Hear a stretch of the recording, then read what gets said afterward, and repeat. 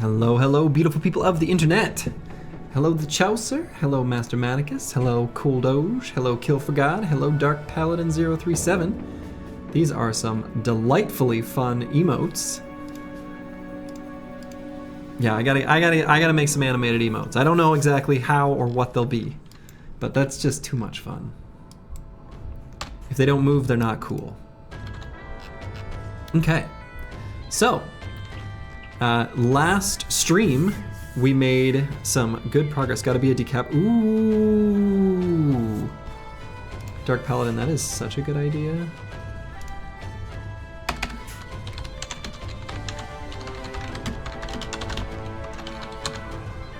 That's gonna happen.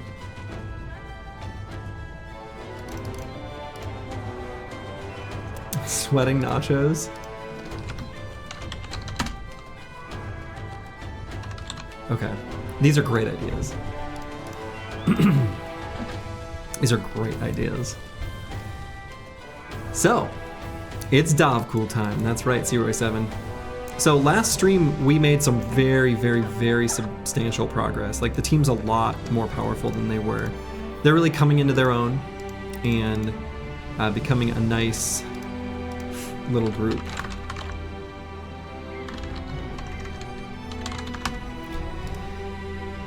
I've got a little bit of maintenance to do naming-wise. I misspelled. Let's see. Where is he? There he is. Nexiator. Nexiator? Nexiator? But not Tor. Has been fixed. Helps that we advanced more than 2 days, right? Right, we actually had some passage of time. The team is all euphoric, with the exception of Vance Lightning, which is great. We want to try to maintain that euphoric state until our next sacrifice, and then we can chill out a little bit. So what that means is we need to hopefully choose an ambition next that we can complete in a reasonable amount of time, and also that we can get good fight density. Just winning fights. That's what keeps the team happy. The other thing I'm thinking is this could be the stream where we fight the Barbarian Madman. I think the bro most suited to do it is probably just gonna be, you know, it maybe could be Ragged Edge 82 if he weren't a bleeder. But I think it's gonna be Schrodinger. But to do so safely, we're going to need... Actually, I wonder how the Warhammer does.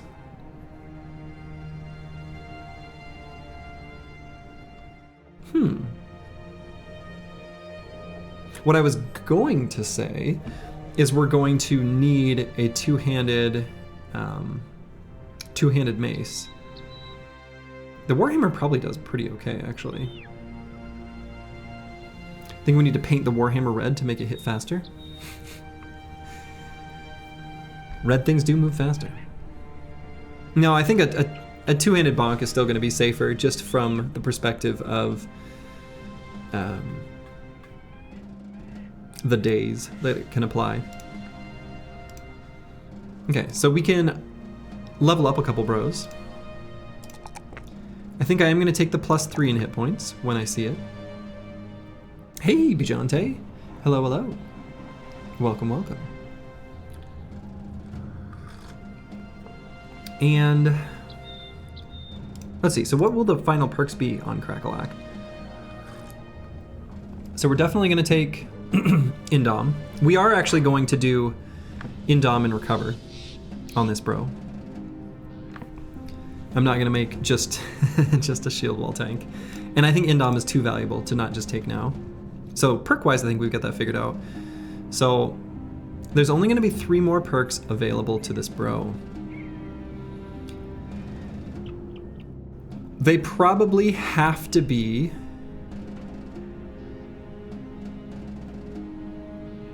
Fort Mind if we want him to do tanking duties for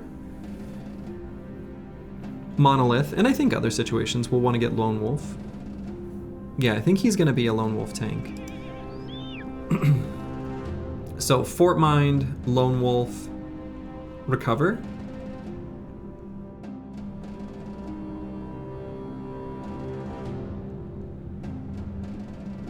Yeah, that's probably what they'll have to be.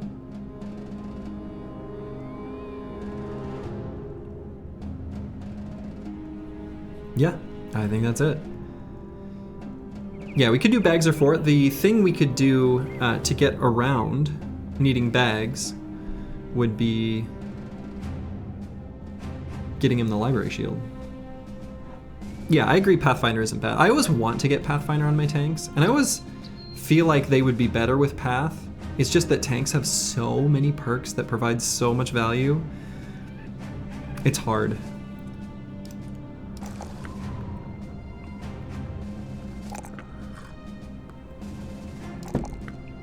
No, I feel like I have to take hit points on this level. Too much value. I think having as little downtime as possible for the active abilities is hugely important. You love Path on tanks to deal with unholds, particularly for chosen camps? Yeah. Yep, that makes sense to me. Yeah, I mean, it's a good perk. Like, it's one of those things I wish I could have. No rotation? Nah. Now we're gonna send this bro, we're gonna position him such that he's not saving others. He's already locking enemies in position. And I think because I'm gonna grab Fort and Lone Wolf, I'm gonna take this juicy +4 in fatigue. Advanced Lightning.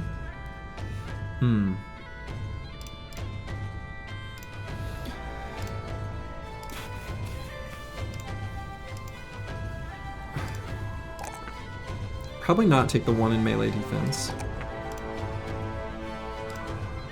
Though it's tempting. Just grab more Resolve. You're playing Reforged and you miss having Pathfinder the most, even more than Colossus? Sounds right to me, actually. I think that's what I would miss the most. So, I think on Advanced Lightning, because we already got the ambition for the hammers, we can go ahead and get Shield Expert.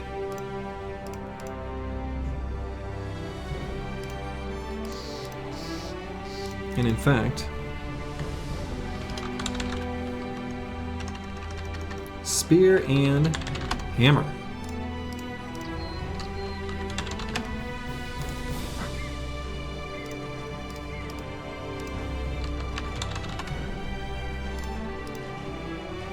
I love how you use non-BF tanks on Monolith without hesitation and still win. Well, I mean, he's just a really strong bro.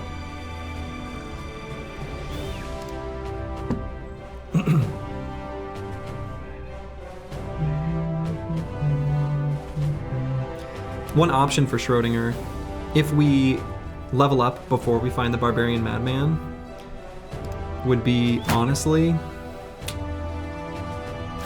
to grab Lone Wolf on him, just for the Madman fight, because I really feel like I can't afford to lose him. I don't know. We'll see. Okay. Let's see, what is this contract? Patrol the road, Hammerstein, Tonder, Husnerborg. No, we just came from there. Okay, decline. So we're gonna continue our seeking out the big two-handed flanged mace so that when we find the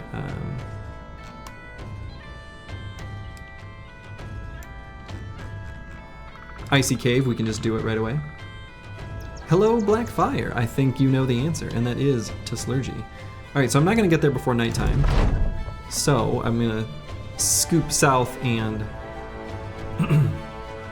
maybe try to find some fights. Okay. So I think, again, my thought process for this is, what can I do the fastest? If we weren't under the time constraint or not time constraint, the constraint of keeping bros happy and, you know, chaining ambitions, I would probably choose this top one because by doing this ambition, we get the orc trinket, which prevents us from, you know, being stunned. And that's super good. But I think we can get to 10,000 crowns faster.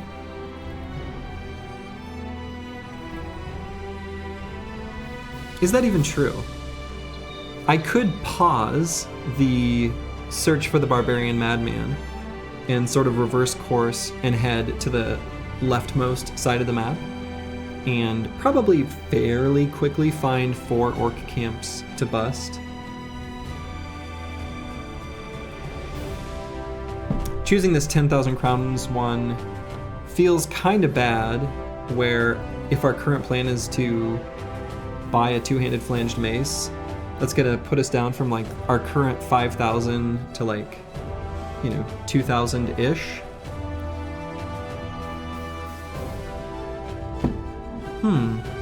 And we're not gonna do this one because 5 beasts can sometimes take a while to find.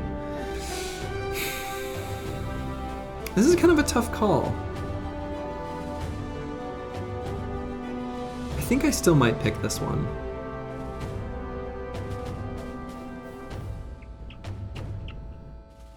Yeah.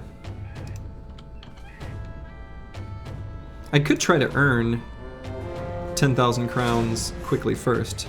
4 Alps. Okay. We can fight 4 Alps.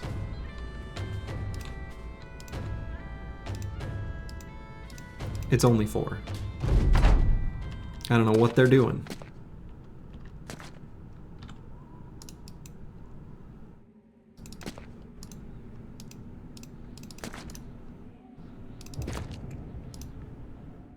You can still do that task by hitting other types of camps.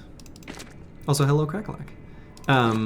Which one are you referring to?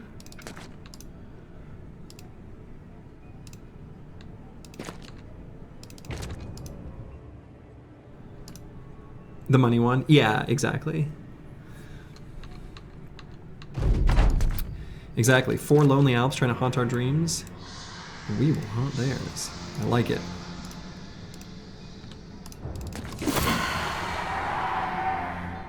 You just one-shot him. Wow.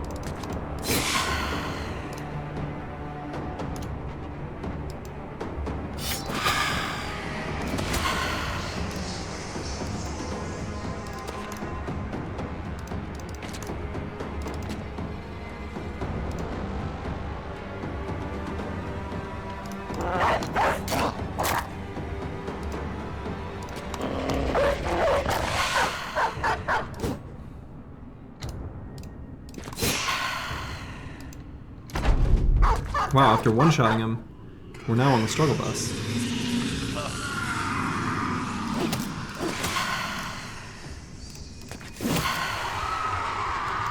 Giant Spruce is just an Alp Slayer. I don't know. We'll cross these Alps like Hannibal. That's pretty good. That's good. I like that. That's funny.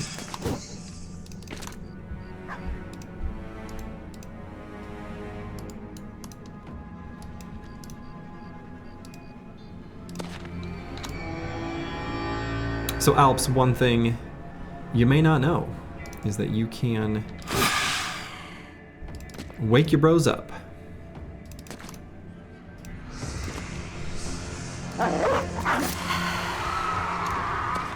By doing the Banners Rally.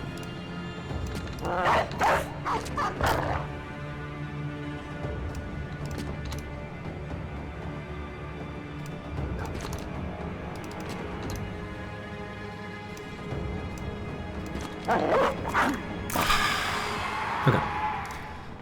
So we got 3 petrified screams. How does a scream become petrified? I don't know. Alps feel a bit too easy now. I've heard rumors that they used to be quite the threat way back in the day. But I know nothing of that time. Okay. So, pretty nice level up for our banner. I think I'm gonna go ahead and take melee skill. We still poke with the stick sometimes. And let's see, so final perks on Choppy Cat are going to be probably Bags, Pathfinder,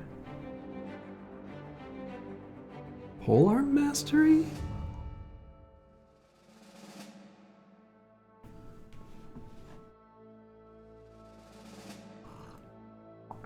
The first Alps had a 7 hex AoE sleep?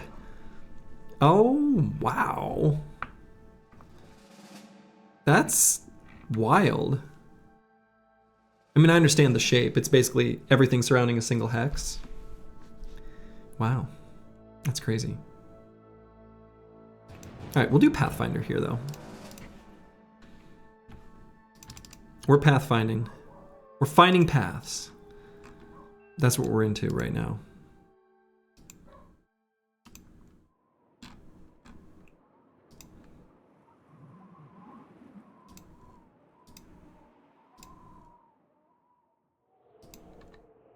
Okay, well, let's, I guess all we fought was some Alps.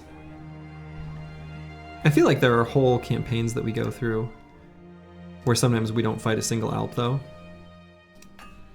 So, okay, destroy Blood Cleaver's Den, southwest of Dornwall. Oh, of Dornwall. Oh, it was a noble contract. Oh, way over there? No.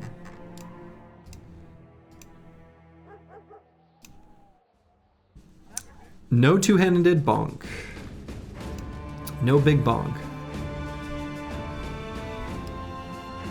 No big bonk on a bro either. They are awash with premium backgrounds though. Tomorrow night, the famous minstrel, Casper the Poet, is coming to this very tavern. You better not miss it. Wow. Alright, I guess we can follow this road.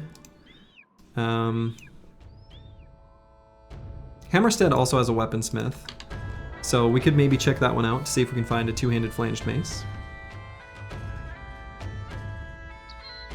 Casper, no way! Casper the Poet? Yeah, I mean, he sounds pretty, I mean, we'll try to hit up that tavern tomorrow night, we'll see. Okay. Oh, and then another road. Interesting. They have a weaponsmith.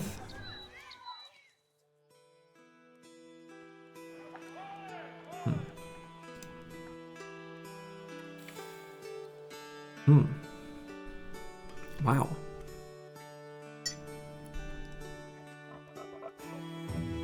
Wow. These are some items that we can't afford.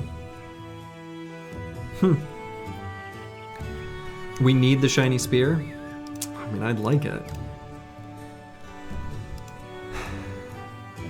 Is that a famed spear in a Slurgy run? I mean, it is, but we can't afford it. I want it. Believe me, I want it.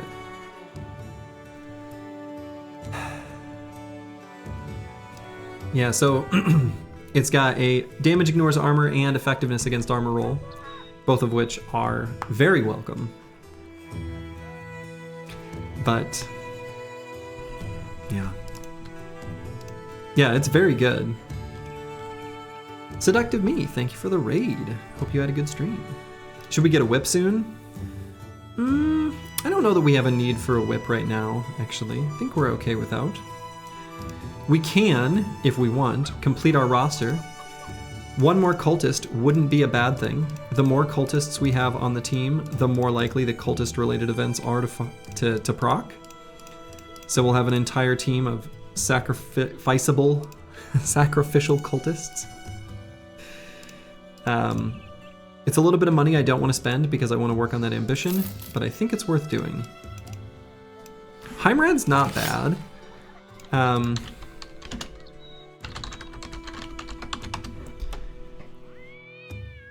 Yeah, and he's got a great haircut.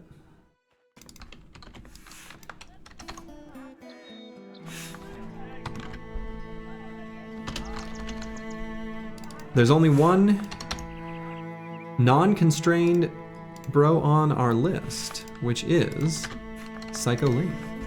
But Psycho Ling probably just gonna be sacrificed or not used. So I feel bad, but I think that's probably how it's gonna be. But he's usable, right? So if another bro dies and we need to train someone up, he'd be a good choice. Oh no, you got a sacrifice at the Davkul Cultist and no one got a promotion? That's sad. Yeah, 113 fatigue on level 1 is insane. Yes. And not only does he have 113 fatigue on level 1, there's a secondary benefit to the strong trait, and that is that the first 10 fatigue worth of equipment that you put on does not negatively affect initiative. So you can also view his base initiative ostensibly as being 119, which is among the highest possible rolls as well. So. He fell asleep in a sack of permanent markers. That's very funny. Because that is kind of what it looks like.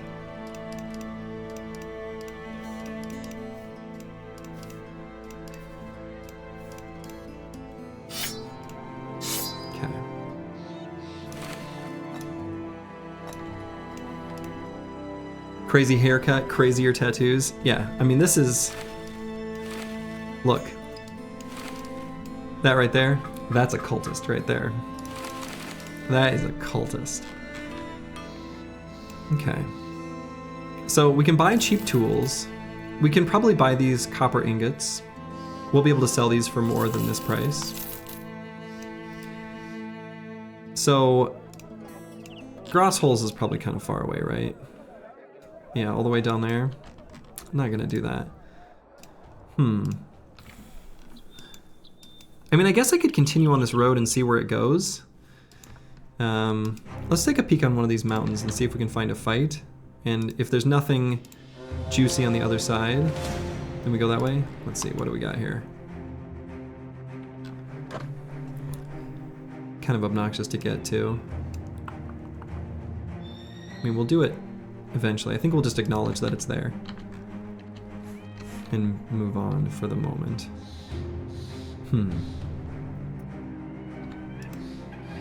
I should do a haircut followers, not just something cool. I can shave my whole head except for, you know, a thin strip here. The problem is that none of this right up here grows. Yeah, slight issue with that. Okay, we've got a northern kennel here.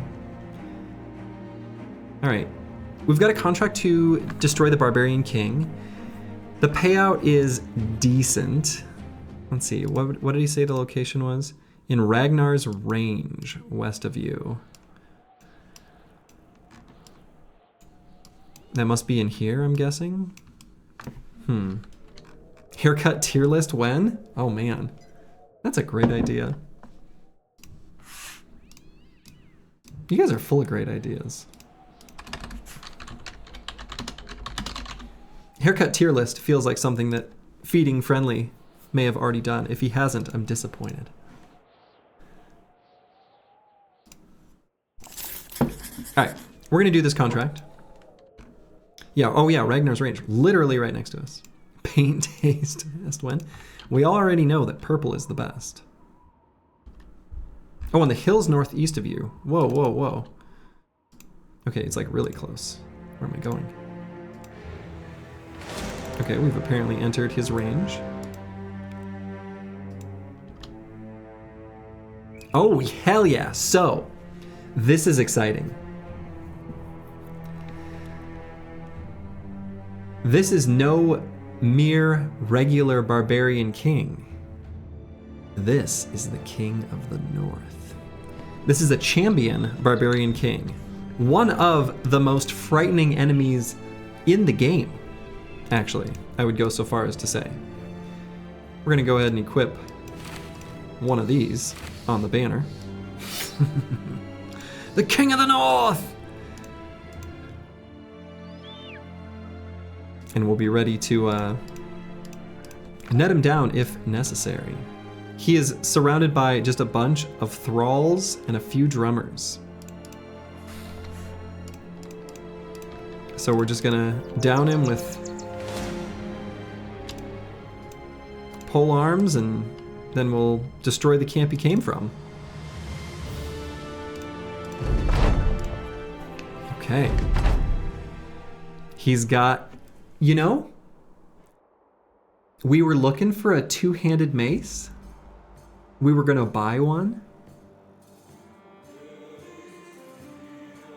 There's one right here. Now, the Barbarian two-handed weapons aren't always good, is the downside there. So.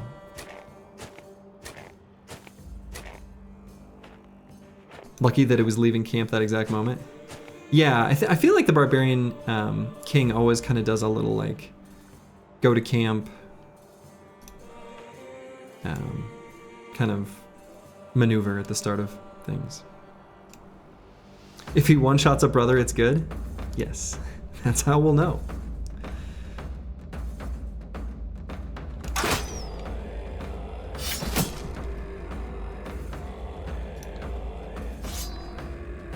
The armor is sweet. The armor is sweet, but we're probably going to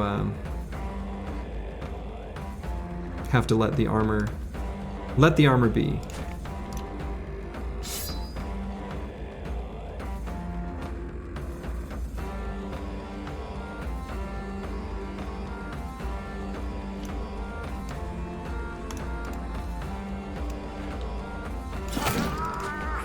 Nice one, giant spruce. Hit him in the head. I know because Headhunter is active.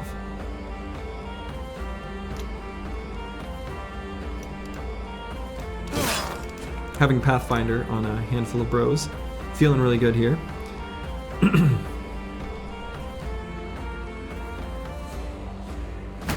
So let's move Crackalack up. So many polearm users, I guess that's why Sins doesn't show up on... No, Sins has been around. He's been around. He's probably just trying to avoid being lit on fire. Much love to my viewers in California. I hope you are staying safe and not immolated.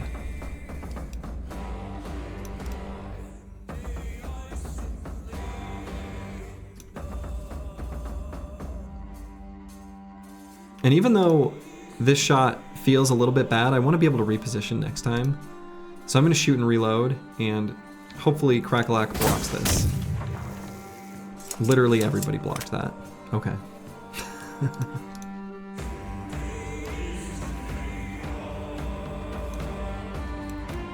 You and Sins are clear south of the party? Okay. Yeah, because you're like SoCal, right? What's the difference between Valorant and Overwatch? I actually literally don't know. I know they're different games, technically.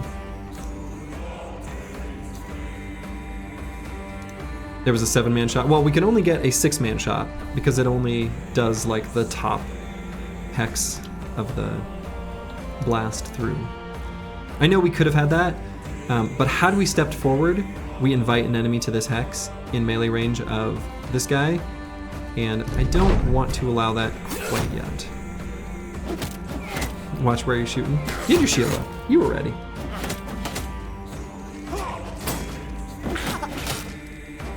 Yeah, we're eating a lot of throwing weapon attacks. Okay. So given that the King of the North is going there, I think it's okay for us to walk forward. Man.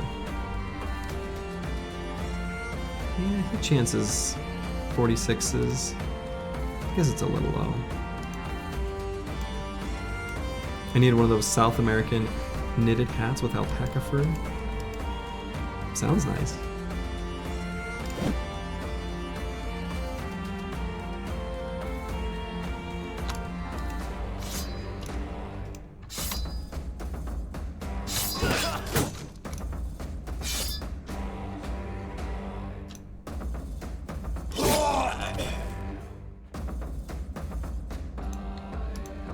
Xerxes is fired. Nah. He's just getting warmed up. Alright, we're gonna go ahead and shield wall here. Kind of tempted to just do a hail. Should be able to get a pretty easy kill. This guy got hit in the head.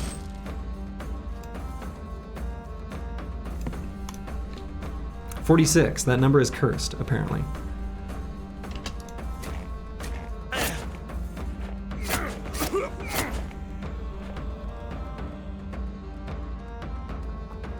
Hey, Choppy Cat. Feels good, man. Doing the Stannis Baratheon RP right now. Boy, you're full of the Game of Thrones references.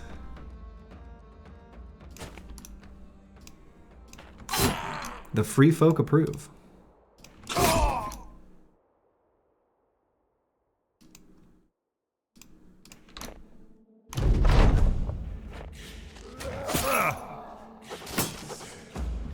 Nope. Hold on, Tortoiseshell Art. I got to VIP you before you can send links. Go ahead and try now.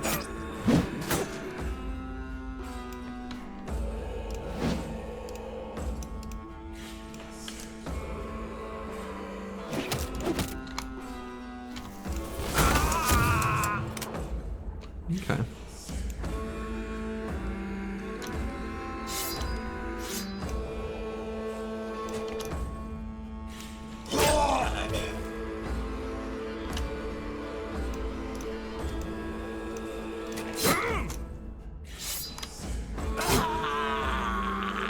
Presumably the King of the North will run up to Crackalack here, which, honestly, of all the units you want to have in melee contact with a two-handed mace, a Nimble Brother is definitely on the top of your list.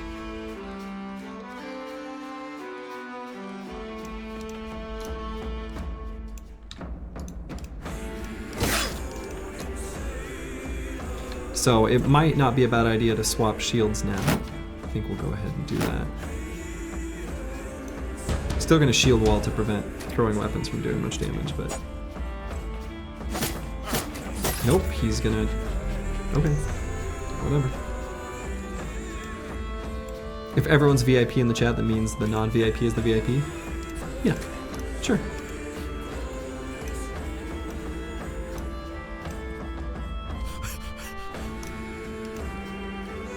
Something like that. Okay, the throwers are going to run out of ammo here in a little bit. Oh!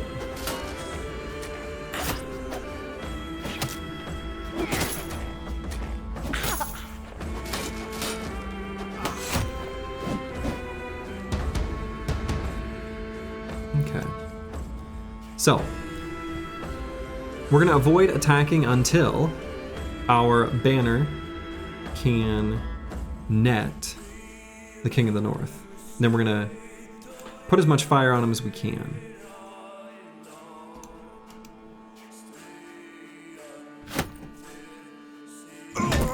Soon.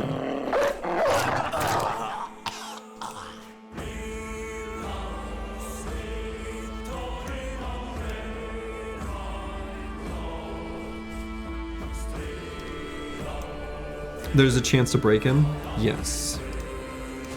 Yeah, he's already at wavering.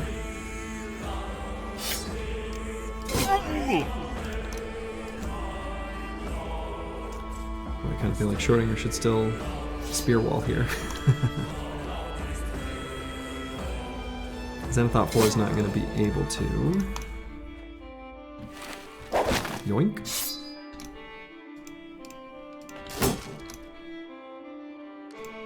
Let's get Ragged Edge 82 up here.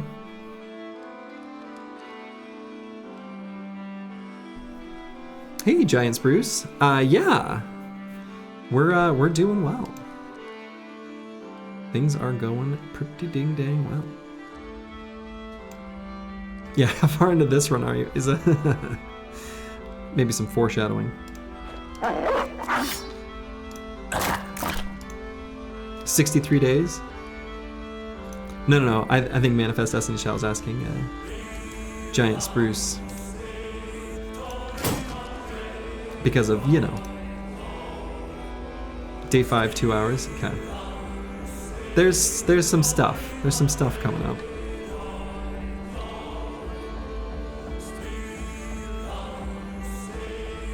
Is that you with the giant chain? Yes. Yes, it is.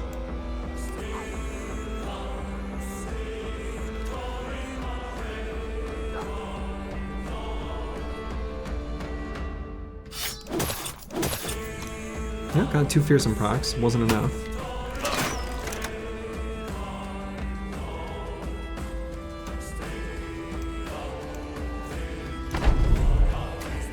No, this isn't day 5 currently on screen. People are getting confused here.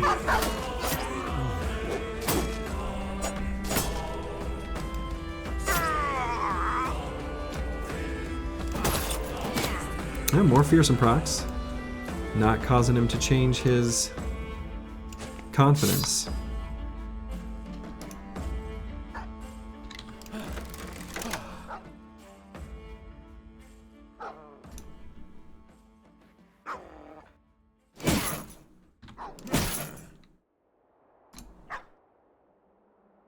Okay, did a lot of damage. Oh, Crackalack's still behind him. Yikes.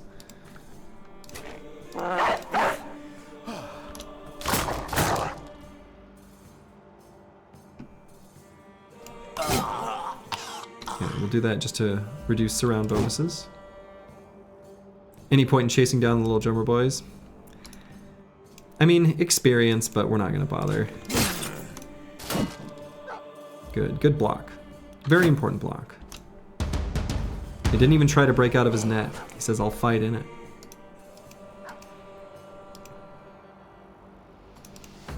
We need to catch the drummers, no other priority. Nah, the drummers usually end up making it out. The cowards, you know.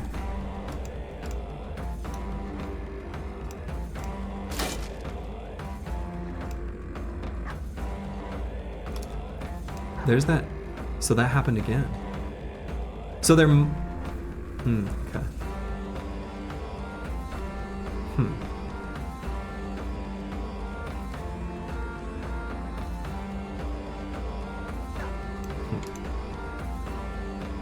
Petition have Slurgy be one of the bros in the next run. Slurgy is going to be one of the bros in the final run. The final run is the Lone Wolf. And the Lone Wolf is going to be Slurgy. That is when Slurgy shall make his debut.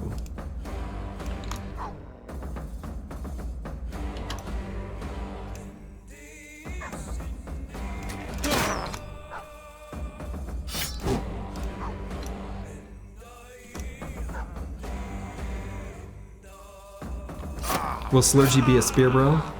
You bet.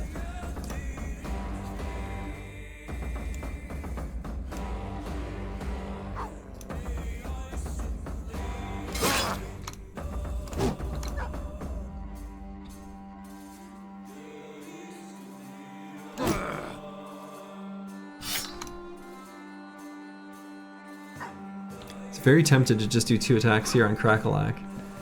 Very likely could end up just killing this guy. Wow. Just kidding. Maybe shouldn't have done that.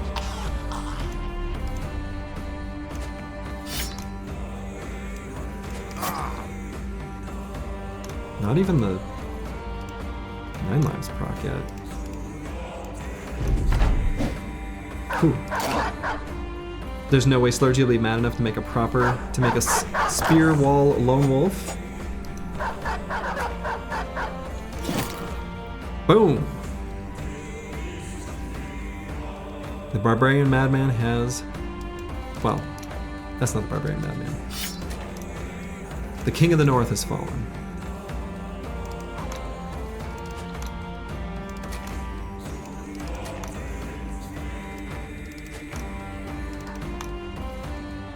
Actually, we must have...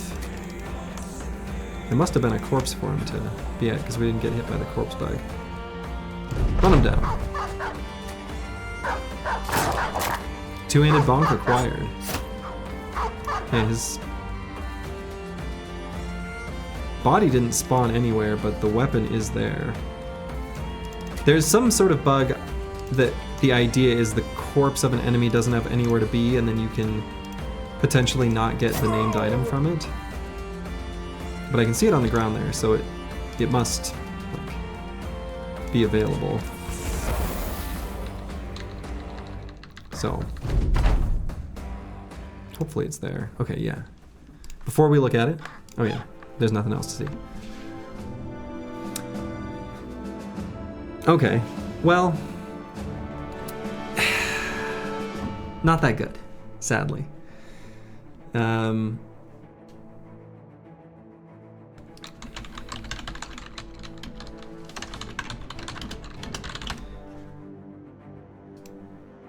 So the Barbarian two-handed mace.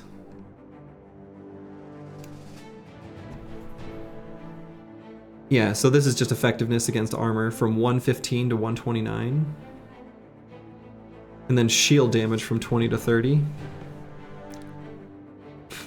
Those shields don't stand a chance. Yeah, so that's pretty disappointing. Unfortunately, a regular two-handed flanged mace is going to be better than that. We did get the King of the North's helmet. Unfortunately, these helmets are... they're fine. They're not as good as like a decorated full helm or anything like that. They're quite a bit worse and just about as heavy, so... unfortunately not the most exciting. We still could use this to fight the Barbarian Madman. It's not like it's that much worse than a two-handed flanged mace. So they look better? Yeah, they look pretty cool. It's a cool looking helmet. Someone might as well use it. Yeah. Yeah, I mean, it's usable, right? You can give it to Necromancers for now. I think that makes sense. Okay. So we'll go ahead and bust this camp while we're here. We need some more barbarian throwing weapons after all. Yeah, the barbarian armor set looks badass for sure.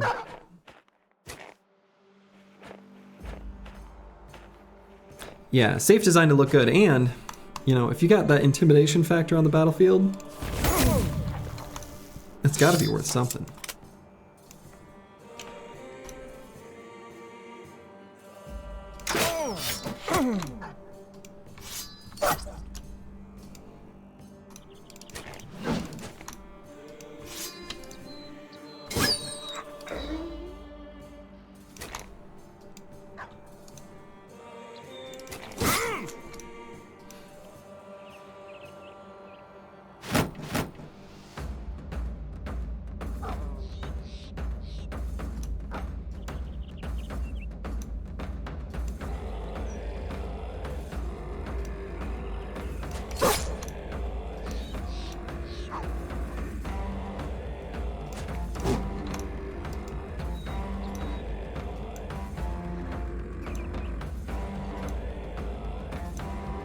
Oh no, not the throwing spear. Yeah.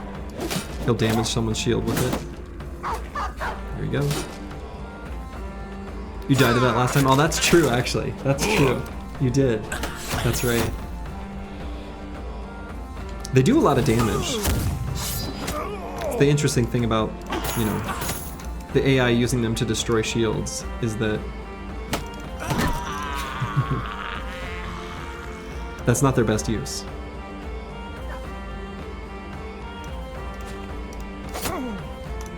Boink.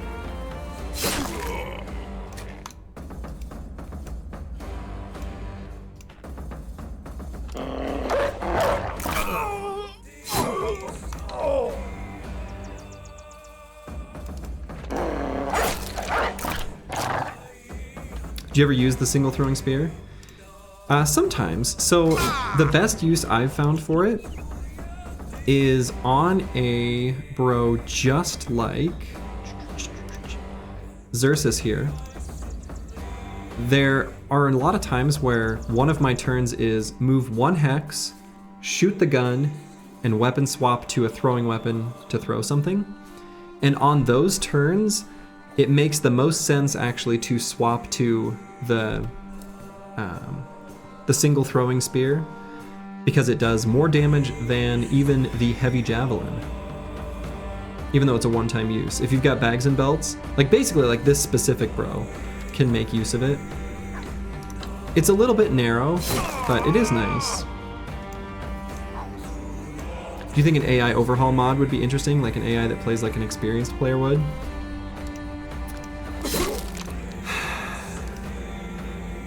I'm not sure.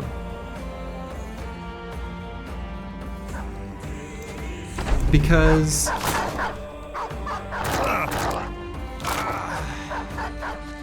don't know. I think there's a handful of things the AI does that if they were changed would be a good thing. One thing that stands out to me is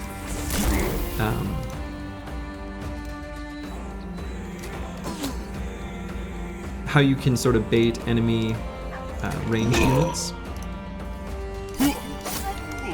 into attacking, like into a kite shield, for instance. That's the big one. Them trying to run a flank around, you know, spear bros, it's hard for me to really call that wrong, because, like, I don't know.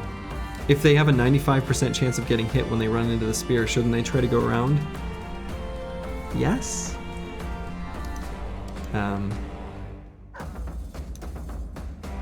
Oh my god. Well, look who finally wandered back into Slurdy's Battle Brothers stream. Toxic Wild Hog gracing the chat like a prodigal slacker. It's been so long, Slurdy probably thought you'd retired to some gaming monastery. And let's not forget the real crime, you haven't played Urtuk in ages. Or ever. Or Toxic Wild Hog hasn't, I'm assuming. What's the matter, Toxic? Did the tactical RPG life get you too hard, or were you too busy embarrassing yourself in other games? Either way, welcome back, you rusty excuse for a turn-based tactical. Oh my. Well, hello, Toxic Wild Hog.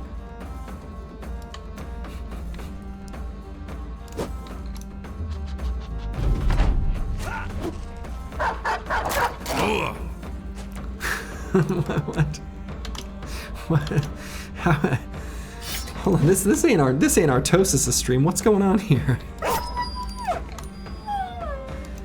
Am I playing Urtuk as well? No, I've never played it.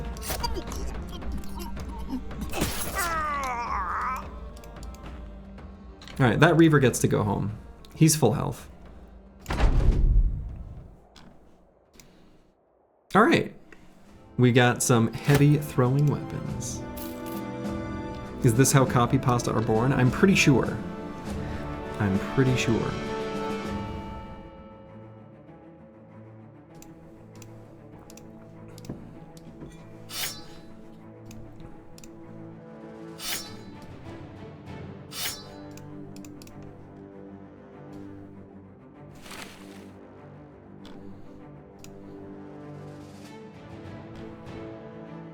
Okay. Kill for God.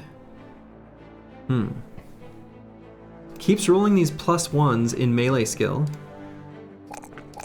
But I've got something that I generally discourage, but I'm probably going to do here. And that's some sort of offensive forged bro on Kill for God. So, copy pastas are usually born out of spite. So we'll probably grab, yeah, either Quick Hands or Pathfinder, and Quick Hands has been what we've been wanting most frequently. So we'll go ahead and do that. Backstabber Flail Newt, I guess. I don't even think he's gonna be a Newt. He's got so much fatigue. I'm gonna do something that I almost always discourage. But he's got miles, gallons, pounds, Big max worth of secondary stats, and he's going to be a forged damage bro of some kind.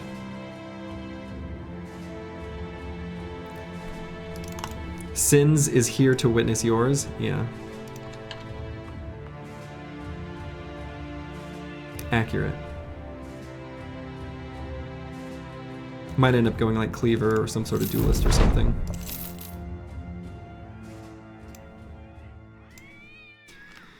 Okay, so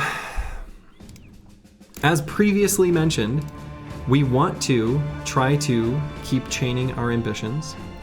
So I'm somewhat reluctant to spend money on Warhounds here, even though I really want them.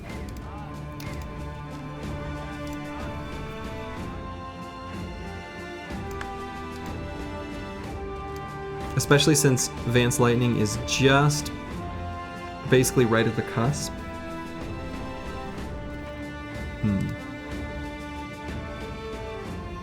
Is your bro a cultist? Not yet.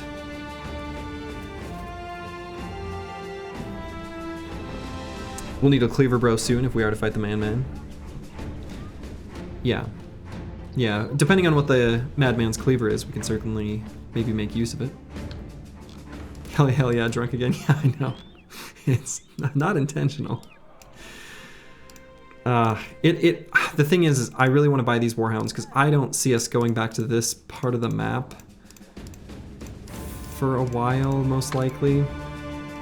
I'm doing it. And we're gonna buy that Wardog armor too.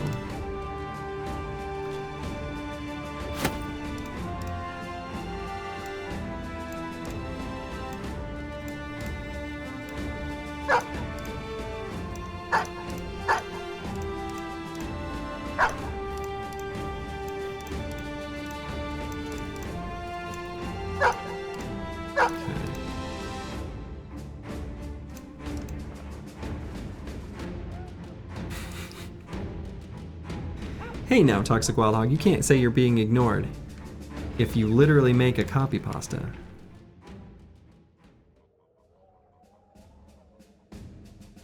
That doesn't make sense. Okay, so we can make our way towards Hamarstead, maybe, you know, sell stuff there. If we can get enough goods, we can maybe sell down to 10,000 crowns. Everybody gets a dog. That's right. You get a dog. You get a dog. Every cultist gets a fine furry friend. The Reach. Speaking of Game of Thrones references.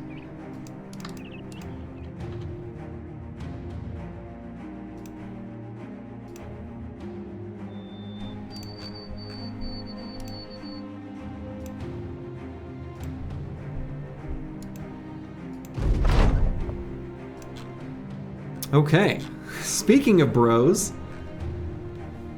Zenithot 4, I don't know how to explain it. It's like he's more than just a sword for hire, you know? He's someone we can depend on. Like a brother. But not a whole brother, obviously. More like a half-brother. A bro, if you will. I love this event. It's a whole bunch of free stats. It's a big mood boost. And it's just one of the bros being a bro. Maybe the real cult is the friends we made along the way? Exactly. Am I going to keep streaming until Book 6 comes out? Book 6 in what series? The Battle Brothers novels? I haven't read them. I need to.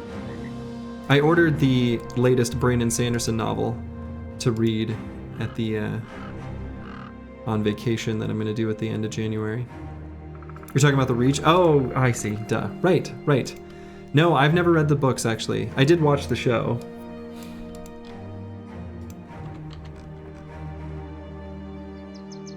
Sanderson lost control of his series recently? What do you mean? Also, I learned that he was college roommates with Ken Jennings, the, like, Jeopardy savant.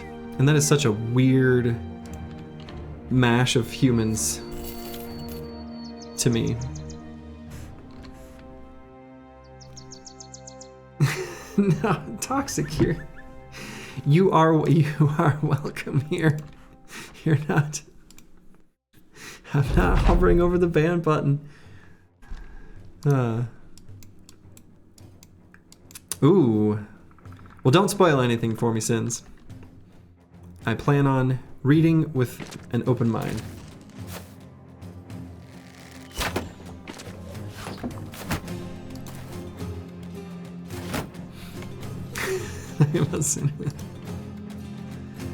Boy, Xerxes started down in a hole. Along with Kill for God. Oof. His most recent 2 books were not to your liking? Like the ones from Stormlight Archives, or... Because he put out some other stuff.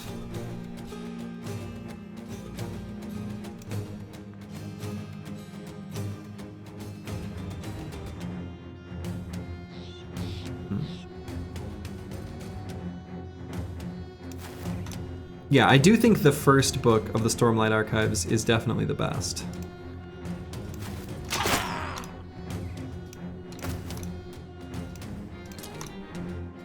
I don't know. I didn't mind the last 2, but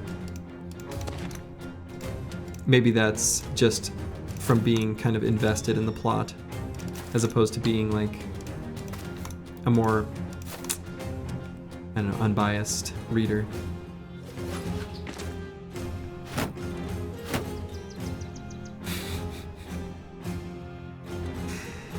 Oh, Toxic Wildhog, you are a one-of-a-kind fella.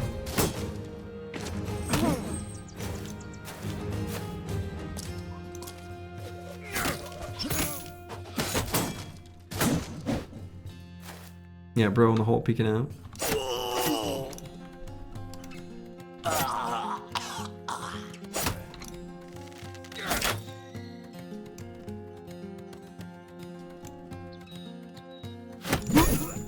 Bonk.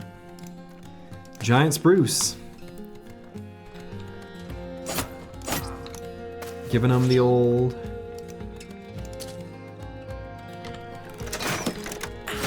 flail. Zerk chain.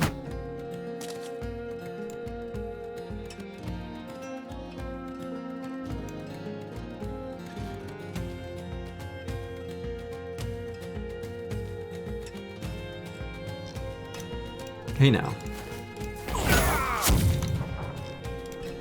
Calm down, Tortoiseshell Liar.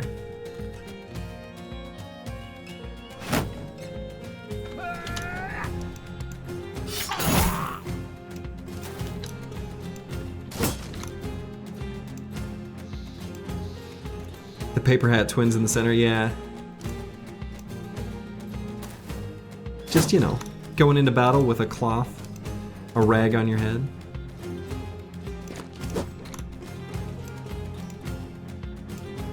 As an author, you have super strong feelings about Brandon Sanderson. That's fair. I mean, I'll say this. As a musician, I sometimes see people who I, for one reason or another, don't believe has good musicianship, you know. And it can be hard to see those people and not be upset by it when you know how much goes into your own craft. But you have to acknowledge that people like what they like.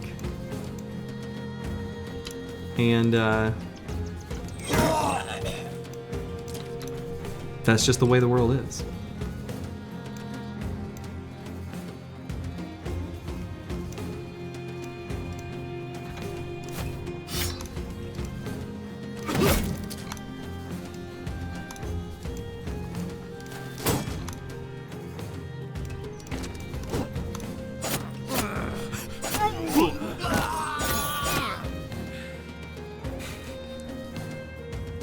Sometimes you just gotta admit that Nickelback is one of the best-selling Canadian bands of all time. Exactly. Take a look at that photograph and just acknowledge the truth.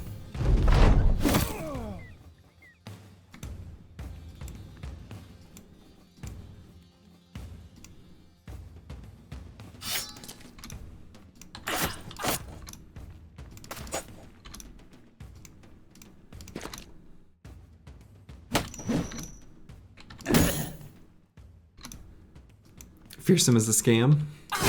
Fearsome is a scam.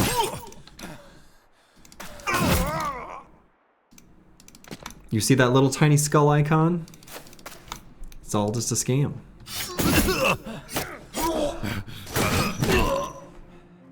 Run him down.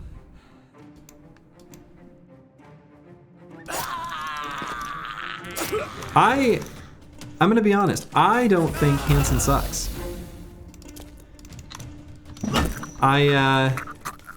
There is a cover of Hansen doing, shit, what's the name of that Radiohead song?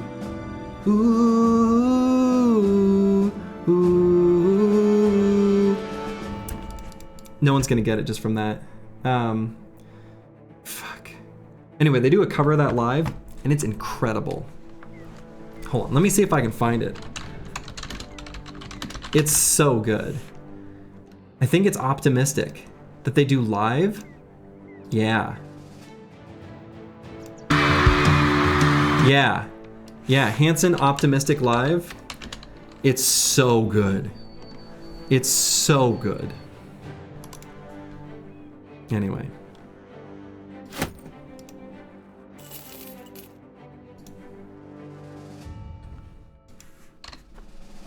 So, I don't know. I'm generally a lover of any creative works, even if it's not to my taste. I don't yuck many people's yums. Okay.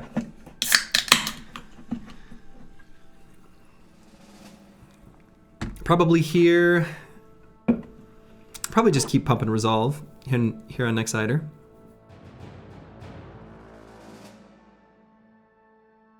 What are your thoughts on Tamsin Muir? I don't know who that is. Or what that is.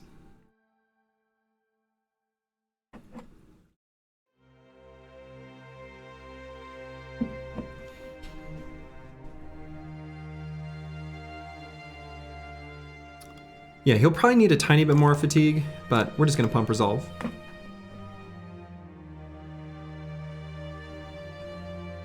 What about creative tier list to rule all?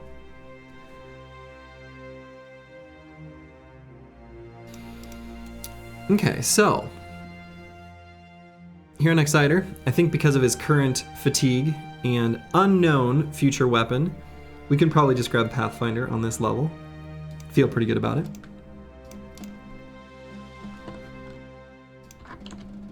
We're gonna head to Hammerstead and sell stuff. I don't think that'll get us to 10,000 crowns, but we'll be able to clear the inventory and hopefully get to 10,000 soon. Also, hopefully get there before nighttime.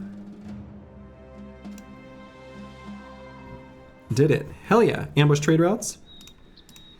You love to see it.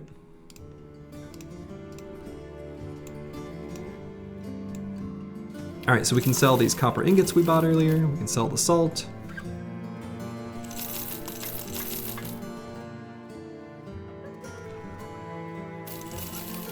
We can maybe keep that leather lamellar armor.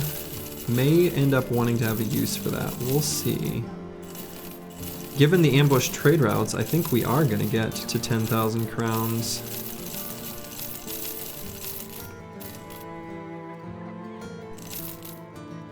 We don't need the petrified screen and stuff. Yeah, let's just get to 10,000. And then let's make sure... Okay, good. Let's say make sure that if it doesn't proc right away, we can get there even after one pay cycle has procced. Okay.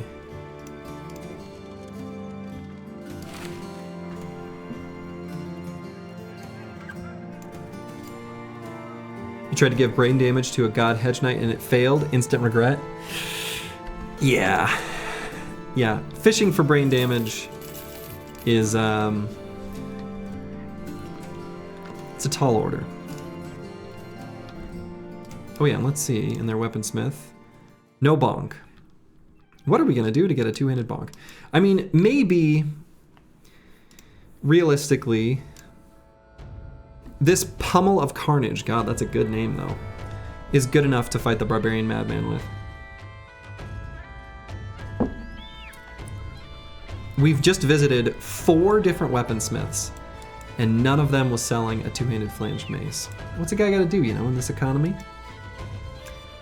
I mean, a cover of Hanson's Bonk. Bonk, baby, bonk, I do bonk. Live, laugh, bonk, boo, bonk. Yeah, could be good. Could be good. All right. Ambition complete. Keeping the mood of the bros elevated. Vance Lightning being the one we're kind of keeping our eyes on as the one we want to keep the happiest. Okay.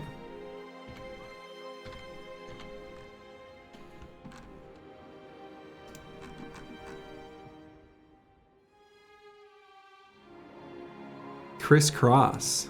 I mean, that's a... You gotta catch someone of the right age. They've got to be late 30s to have any idea who Crisscross is, or early 40s.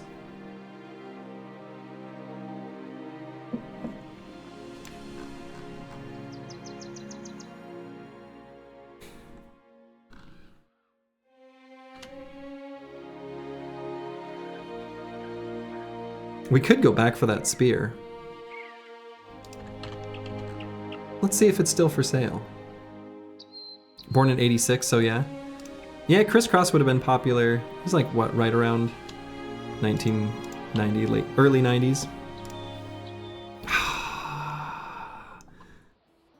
Unhold attacks have taken away the spear. Oh, but there's a bonk.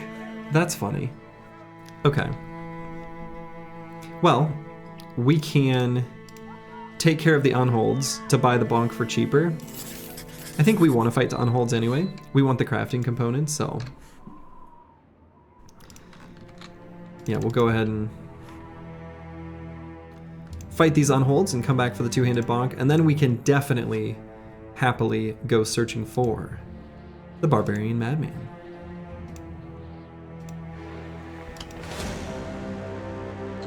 Unhold's way up there. Come back here.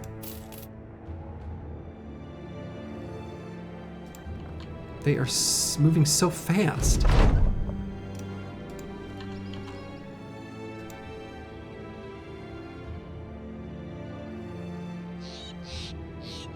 May as well bust this camp while we're passing through.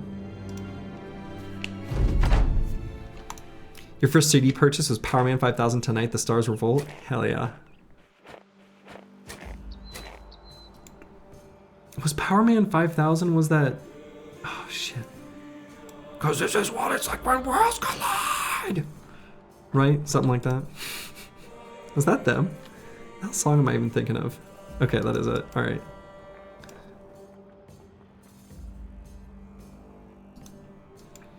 Yeah, finding the crack in this run is very unlikely. We have not yet found the location, so it is unlikely.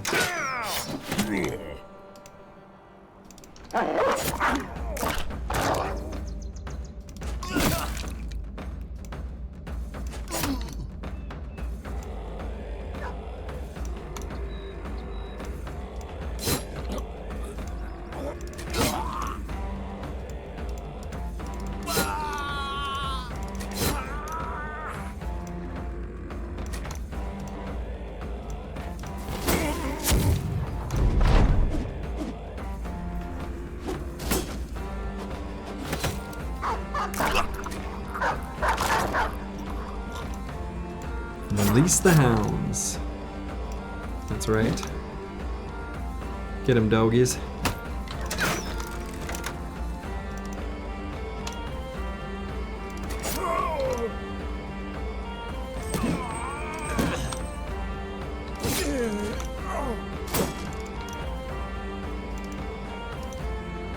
These don't look like unholds. True.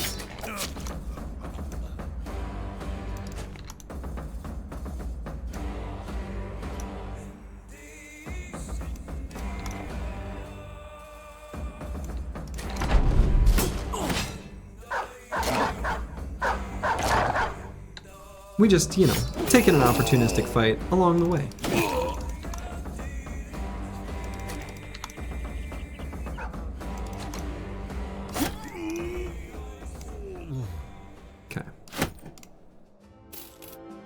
This song is the cat jam. Yeah. It is everyone's favorite. Okay.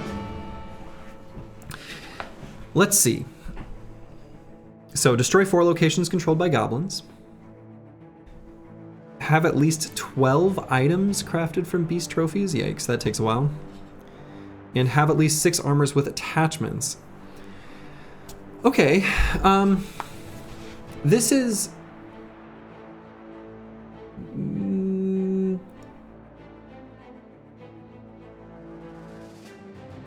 You know, you can still buy the like plus 10 durability attachments.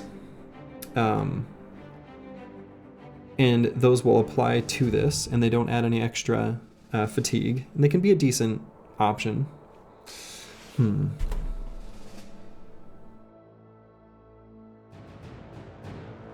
play that song in the car for your wife and friends saying, if you ever hear this, is you know how shit's going down? Yeah. Yes. And yeah, we gotta stretch our muscles before fighting the Unholds. Gotta warm up.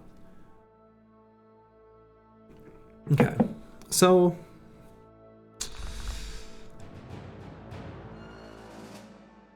do I think I'll end up with 6 armors with attachments before destroying 4 goblin camps? Maybe?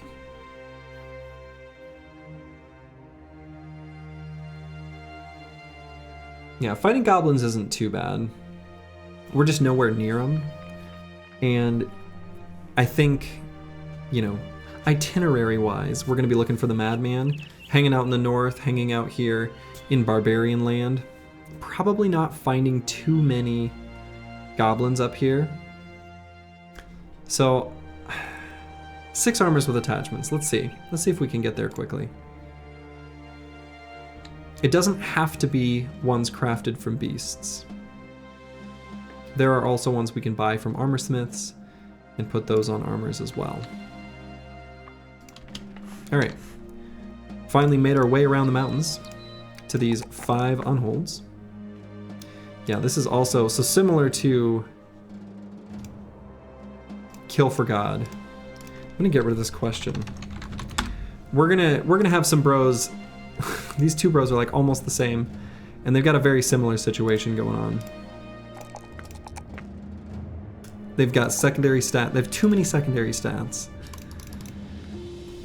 Whatever.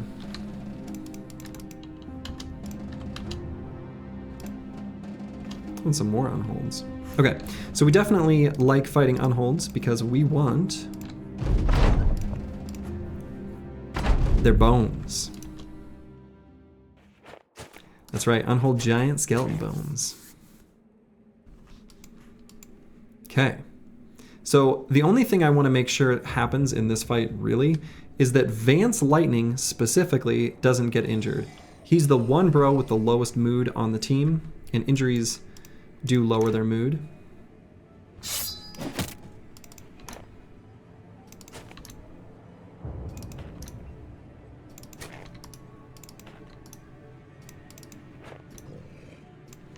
We do have Pathfinder on, like, some bros now. Not too many, but some. Dem bones, dem bones, dem Unhold bones. Oof. I don't like the way they approached here.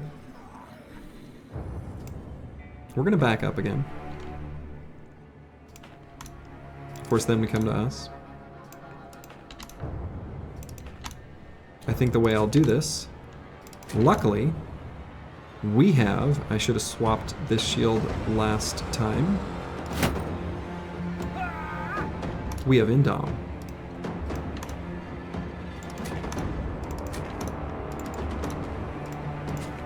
One of those nerds is gonna jump on Crackalack. I can feel it in my bones. Come on, don't make me look dumb. Unholds. I said you were gonna do this. Come on. We had an agreement. I mean, I guess I could jump on them. There's no reason not. You're lying bones? I know. They're making me look like a liar.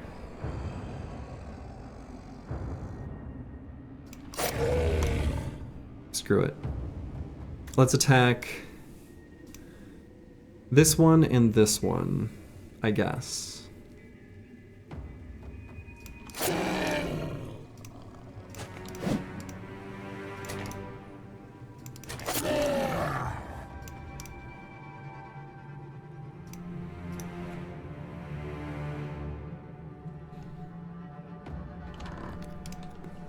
Ixax is probably the bro we have to be most careful with. I kind of don't want to put him on this hex because I don't want this Unhold to go up and bash his poor, vulnerable little insides. So we're just going to kind of move him up a little bit. Otherwise, we're just going to run up and miss all our attacks. Okay.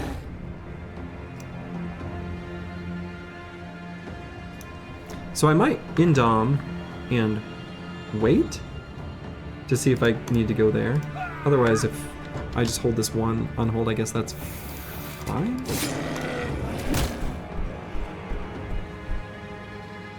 Could try to path him through some zone of control. I don't know.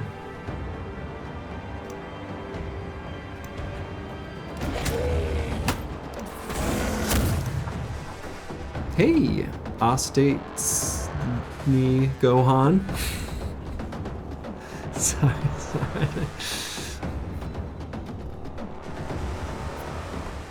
Am I gonna make you one-on-one and Unhold?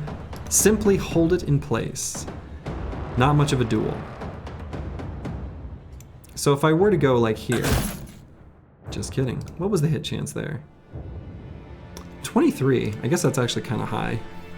All right. Because what I was wondering is if I could run through zone of control here and here. That way, these two Unholds were stuck in place. Might have made things just a little bit more cozy. Didn't happen.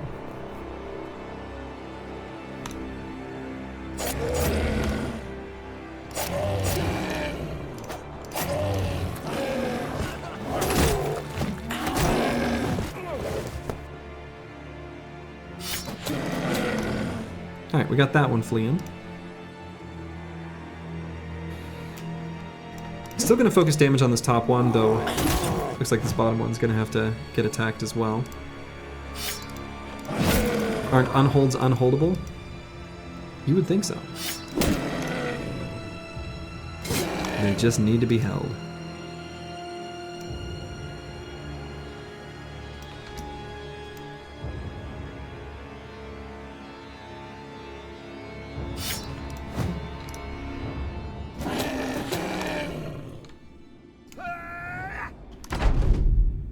I don't know why, but the Unhold sound effect, the Indom sound effect, kind of sounds like what a kid imagines the sound you have to make when you're doing karate. Does that description make any sense?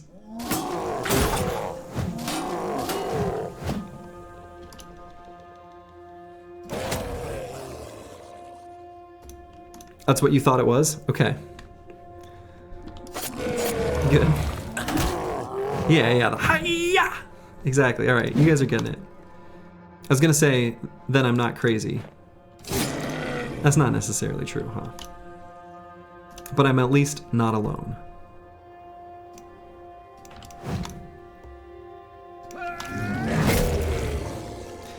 Something about letting enemies retreat to take themselves out without my intervention. It's very much a feels good.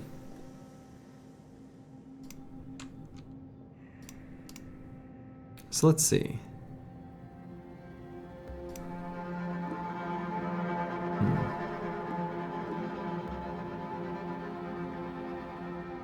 I suppose Crackalack is just now out of Indoms.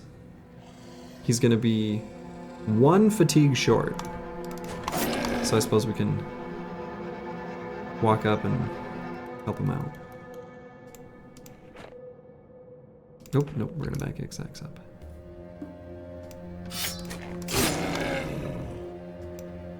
You like how a chopped off Unhold head is so much smaller than when it's on the body. Yeah, I suppose we just stepped on it, huh?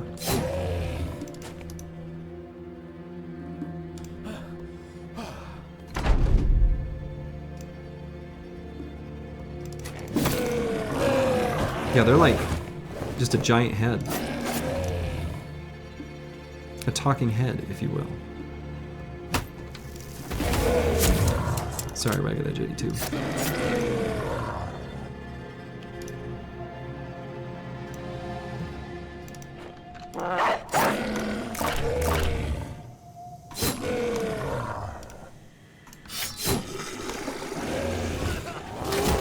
Yeah, shot in the back. It happens.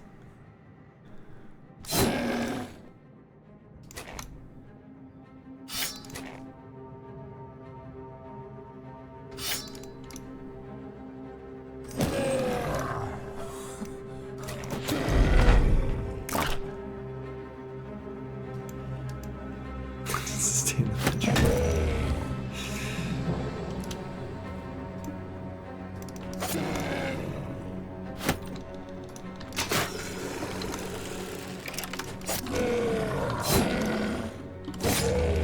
Okay. And that's all she wrote for the Unholds. Alright. And we got 2 giant skull and bones and 2 Unhold hides. Was hoping for their skull and bones more than anything else. Not bad. We wanted more, but that's still not bad.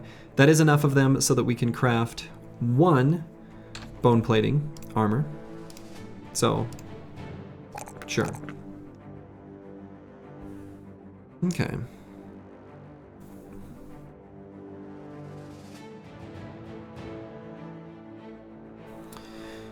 Ixax. Let's see, what perk are we going to choose? Probably one of the survivability perks. Juicy 4 hit points. Yeah, it is. It's a juicy 4 hit points, it's a juicy 3 melee defense.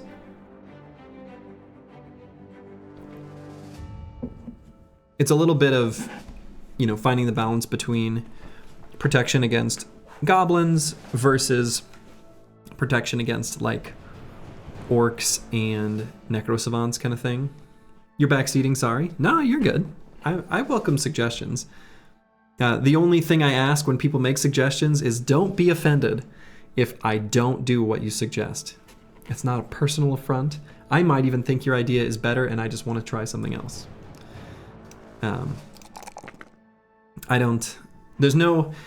For a game like this, there's no such reason to have like a no backseating rule. I think it's fine.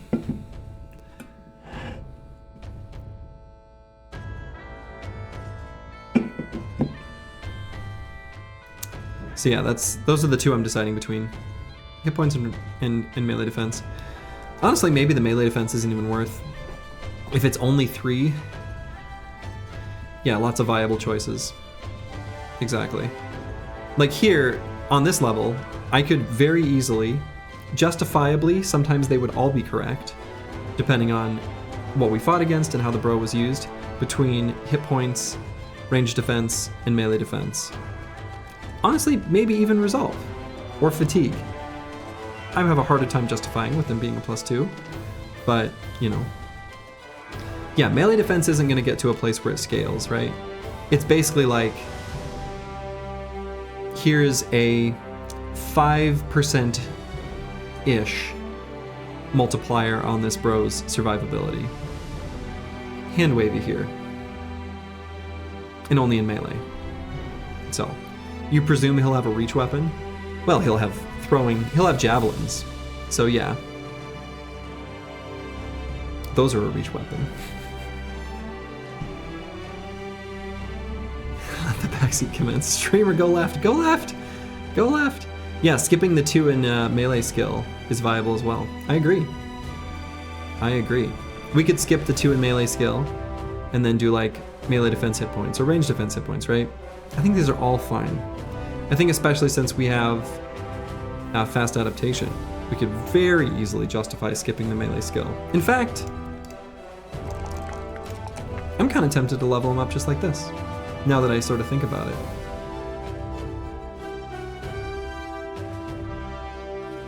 I think I'm going to. That's what you would do and then take Colossus? Yeah, so it would either be Colossus or 9 lives.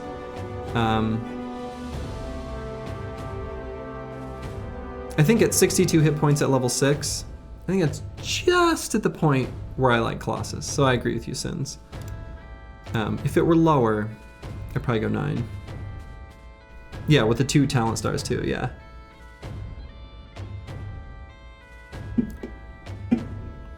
Have we had 2 sacrifices so far? Anyone with 3 candles? We have had 1 sacrifice so far, and nobody with 2 candles. The 4 starting bros, like for example, Choppy Cat, who's been with the company since the beginning, right? No. Who's one of my original? There are some original cultists here. Schrodinger, right? Schrodinger's been with us from the beginning. He starts with a candle. So, it's there, yeah. Okay.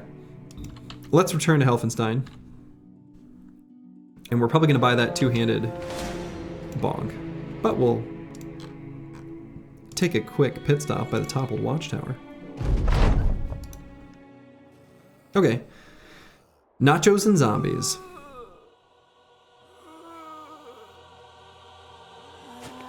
I don't know that we're really in need of the stinky transition heavy armor from the fallen heroes at this point in the campaign. We're pretty good. A great axe? There is a great axe, yes. That is true.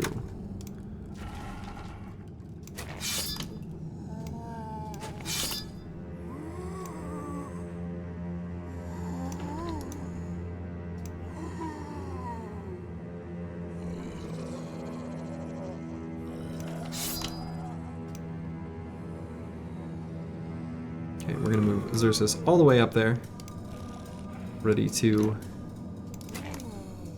do what he does.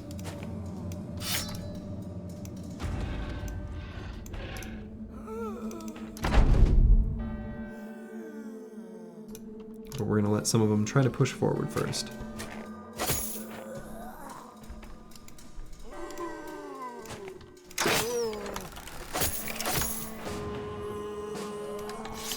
Yeah, free great axe and flanged mace. I don't know how much value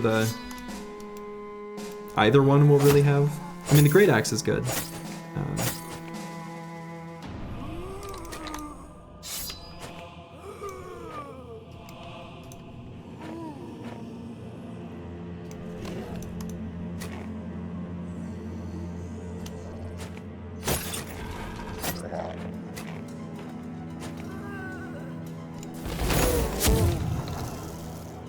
Good one, Xerxes. Alright, we'll get this big ol' fancy named item chonking away at that boy with the great axe. Gave him a chonk. Do any of the fallen heroes have the good armor? This one definitely doesn't. This one I'm very confident is the 170 armor. Where'd the other one go? I think he's in the fog here, right?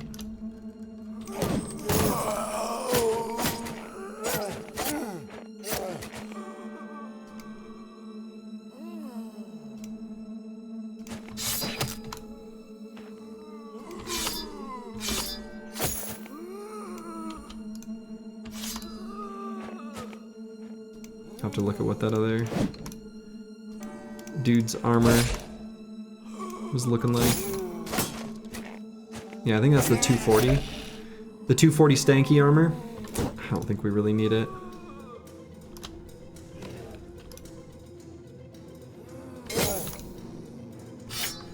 Go ahead and pull out that warhammer. Unfortunately, got right in the face of our gunner, which is too bad.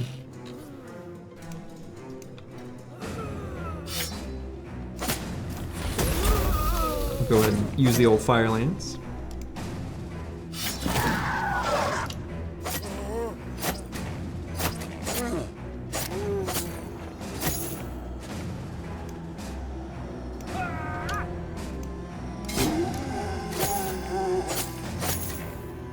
Light him up.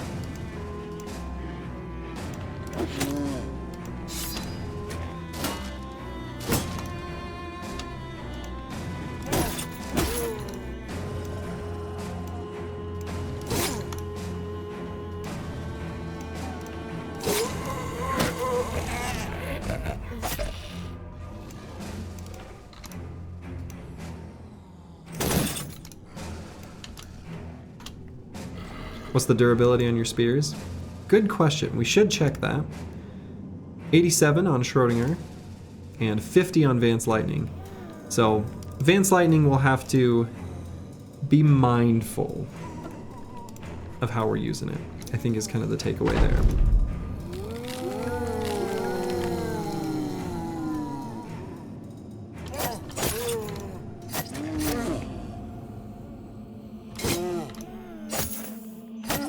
But Schrodinger up here is good.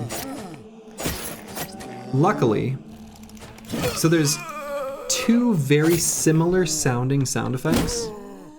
When you listen to the enemies as they run into the spears, there's two sound effects that sound really similar, but they're a little bit pitch shifted. The higher pitched one is when they're doing armor damage, and that's going to decrease the durability of the spear. It also helps you know which body part you hit if they've got their armor totally destroyed in one spot. The lower pitched one is hitting like flesh. It's hitting hit point damage, and that one does not degrade the quality of the item. So that's the armor sound. And hopefully we'll get an example of the fleshy sound in a second.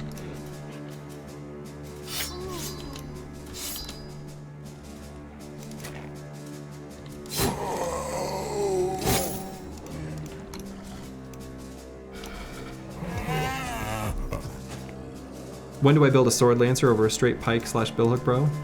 When I can get the sword lances.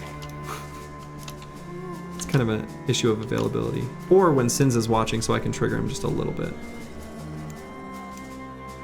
That's the other reason I do it.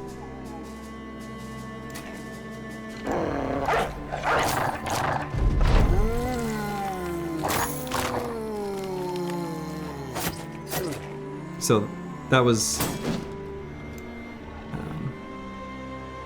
actually, I think, also the armor sound. I wasn't ready to listen. Hold on. Yeah, so that's the hit point sound. Yeah. It's like just a little bit lower pitched. Yeah, the Swordlight Vance variant of Dodge Quick Hands is fine if you have a lot of fat. Yeah. It's mostly like, so to make use of the Sword Lance, you either have to buy a Sword Lance or fight Southern armies to get it. And that's, you know, I don't know.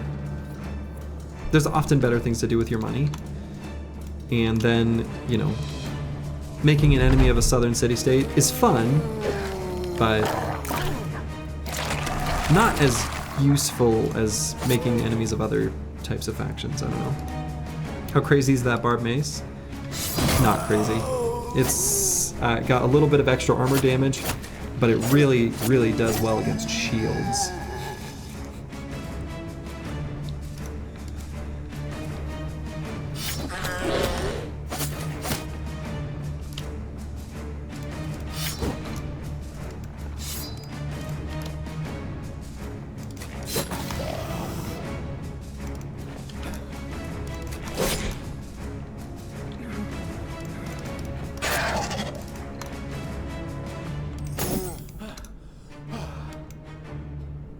Just buy them early if you have the money. I mean, that's fair. They are good early, so from the perspective of like lost tempo, they're not that bad. Since they're pretty strong against early game enemies. Yeah. And when all your bros are still in, you know, light armor and stuff like that. Yeah, I don't know. It's fine. I've said it before, my opinion of the Sword Lance is decidedly mid. I'm not a Sword Lance lover or a Sword Lance hater. I think they're fine. That's it. That's my full opinion. There are enemies they're good against and enemies they're not so good against.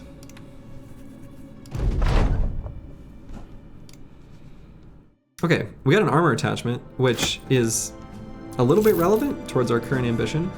We can slap that bad boy on like one of our forged armors before we get a named variant. Probably I'll put it on one of the lighter ones, because these are already pretty dang heavy. Yeah, mid in a world that has spears, guns, bonks, and katals. Right.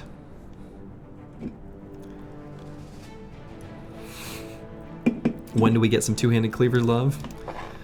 When the Barbarian Madman inevitably drops a really good cleaver, like he always does.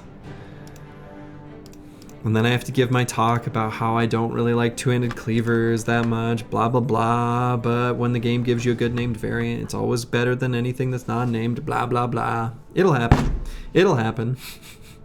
Looks like a Natty Light can.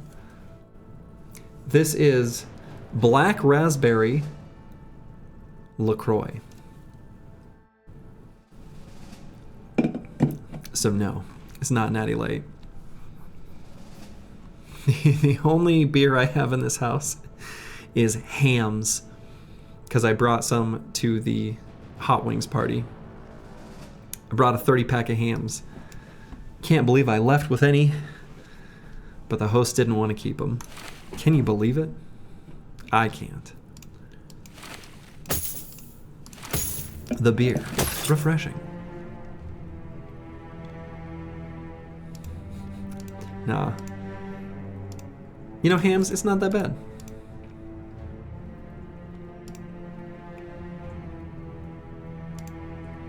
You know, I'm half tempted to throw this armor attachment on like this. Male shirt. LaCroix. I mean, I think anyone... I don't know. What is it? LaCroix? If it were proper French. First snow day that sticks is officially bad beer day in lots of Wisconsin. Well, we already had first snow that stuck previously, and it's been like no snow for a while. It's just like super cold, but no snow. I hate it. Oh yeah, Hams, born in the land of sky blue waters. That's some upper Midwest shit right there. Love it.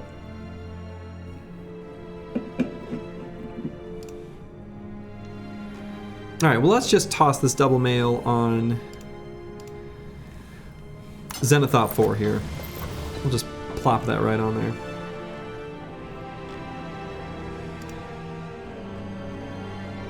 "70 degrees and sunny every day for the last 9 months. Wow, sounds pretty dang nice. All right, Xerxes. Gunner Thrower. Oh, what am I doing? I'm not bothering with any melee skill on this bro. He's gonna end up with gobs of fatigue, loads of fatigue, tons of fatigue. So, I feel like I kind of have to grab Pathfinder. So it'll be competition between these remaining perks. You can give the Great Axe to the bro with low fatigue, the Mansplitter.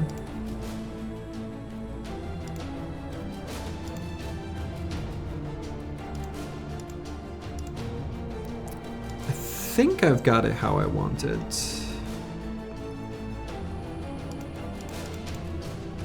I think I got the weapons how I want them. I think Zenithot 4 has just enough fatigue he can probably use the Mansplitter. I guess maybe not with Axe Mastery. Probably should just give him the Great Axe. That's probably true. Yeah, that's probably true. Okay, back to Xerxes. Yeah, so we're definitely going to be grabbing Path. Maybe I should just grab Path now. There's a balance between like how much I use the gun versus how much I use the throwing weapons. We definitely will be taking Duelist so that we can take this bro comfortably into Monolith, since that's the only way to get good damage out of the throwing weapons. Against living enemies, you know, he does a balance of both. Yes, he's Zenithot too. He knows. Is it close to like LaCroix? Is that close-ish to the pronunciation? Realizing that it's never going to be that close.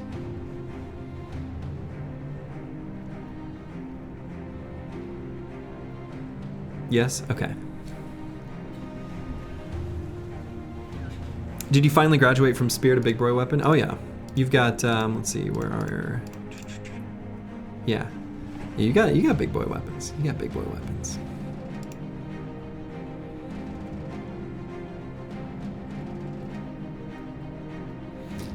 So yeah, I think I'm just gonna grab Path on this level. I think it just gives too much value, especially if we're gonna stick around the snow for the time being.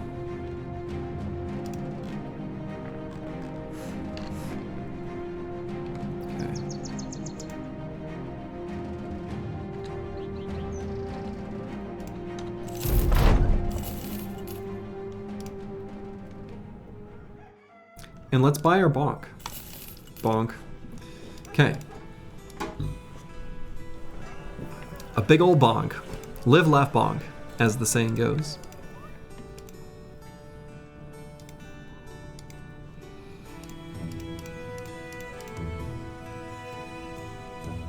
And we'll hand this bonk off to someone for now. Best sound in game. It's very good. Honestly, I probably like the bonk even more than the mansplitter, even on Little Bros. Next battle, we're now guaranteed to get a named bonk. Great. I'll take it. Like the zoning bro still has TBD. Let's put the bonk here. And then do I put the great axe somewhere?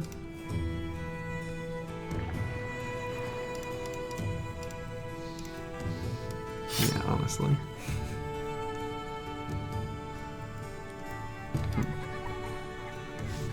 Probably not going to end up using this Pummel of Carnage. Could also buy a two-handed hammer. We could also get the final war hammer for one of our spear and hammer bros. It is Vance Lightning that's still missing his. Our dreams of that named spear are dead, which is sad. But it's our life. So yeah, I mean, I could get the two-handed hammer. Could get the warhammer. We're done hiring, so where else am I gonna get a warhammer or a two-handed hammer? Two-handed hammer is like unnecessary, but fine.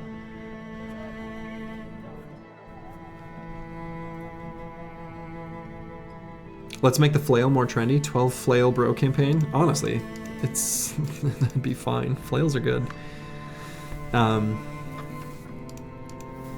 Though, I'm pretty partial to the Berserk chain. For those that missed it, it was widely in use during the Peasant Militia campaign. About half the squad had one. Maybe not quite half, but quite a few. Is that the best use of our money? Let's see what this contract is. Fighting goblins, Southwest Tundra's way out there. Not gonna do that and come back. One of the things I want to do with our money is replace the recruiter. We're done with that. We can get maybe the bounty hunter or the scavenger. Scavenger lets us stay out in the wilds for longer. Bounty hunter gives us just fun fights. We can pretty easily get both.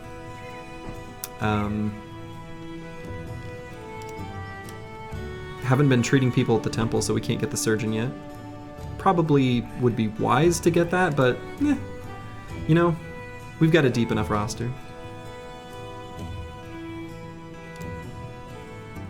What's the difference in stats between the chain and the two-handed flail? You know, let's look at that, actually. So, the Berserk chain, 50 to 100, 30, 125. Compared to 45 to 90, 30, 115. And the 30 is deceptive. And the reason the 30 is deceptive, just to show you, is that it doesn't even say it in the description, which is stupid. It gets additional ignore armor from 30 to 40, like the tooltip lies, which that's one beef I have against this game, is I wish they would just not give bonus damage on attacks or bonus anything to attacks, because I think that's confusing. The actual armor pen is 40, and when you hit the head, it's 60. So that's the same between the two, but the tooltip is lying. So anyway, the regular flail is just, you know, a little bit less damage, a little bit less effectiveness against armor.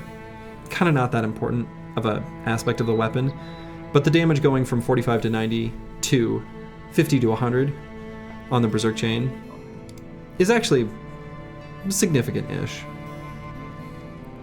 So, anyway, all right. Here, we're definitely gonna buy these tools because they're cheap. And let's see. I would like to make some treks through the wild now, looking for the Barbarian Madman. So I suppose we'll just start up here and just carve through the snow. Let's get the bounty hunter so we get more famed. Yes, that's what I did. Went with the bounty hunter. I agree with you, Crackalack. Let's get more fancy famed items.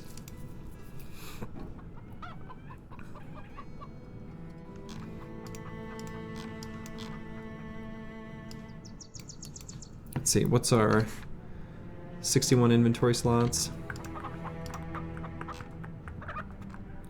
All right, let's clear out some of this inventory. Let's just clear out the cheap stuff. Let's clear out most of it. And we're gonna buy plenty of food.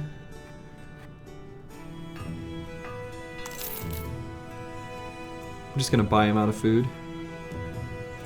Sure. Remember to check forest unlike last time. Yeah, so the discovery radius in forest is lower. So we will probably have to just go back through forests if it's not, you know,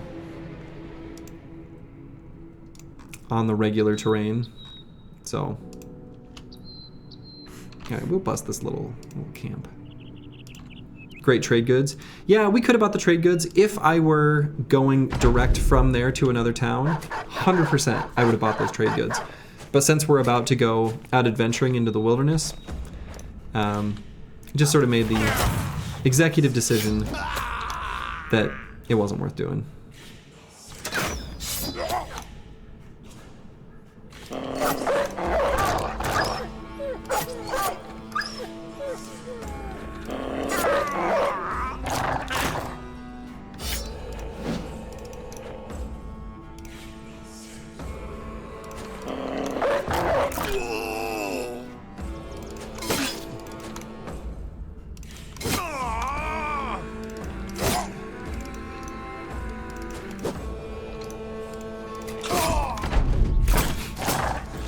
This is definitely punching down to the extreme. Good fight.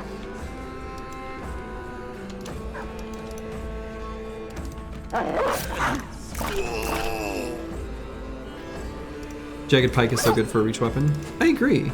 It is good. It's really nice to be able to move 2 hexes and attack without weapon mastery. Like, that's just nice. It's just nice. All right, Schrodinger, Spear and Hammer. So we have a choice here on Schrodinger.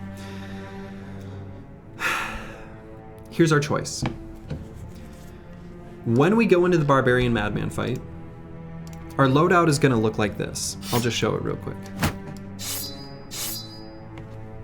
Like so.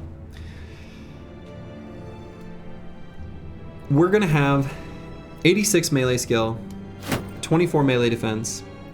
Maybe it'll be higher because his mood is gonna be presumably still high, such that we are going to, you know, start out confident.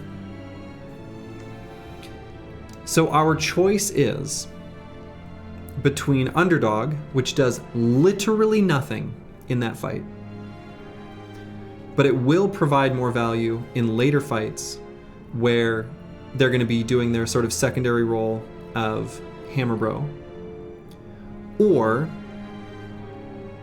Lone Wolf. Lone Wolf specifically, which will only have value in exactly one fight, and that's the Barbarian Madman. That's the choices.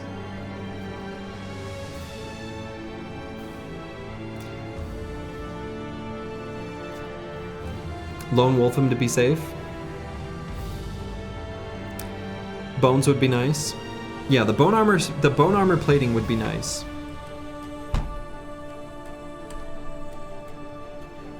Bags and belts all the way. Actually, and we could have, let's see.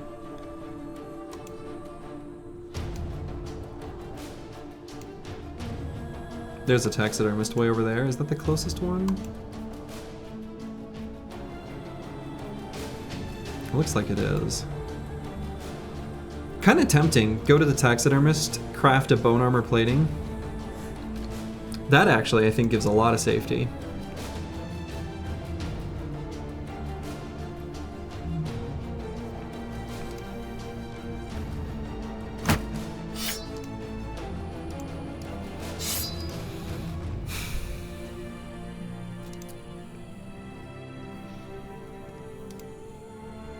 Bones and 9 in the no injury pot.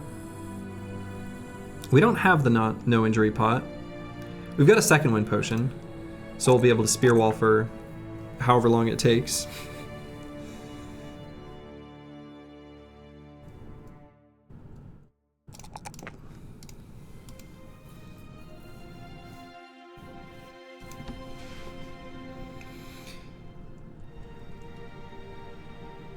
Footwork better than Lone Wolf, unironically. Interesting.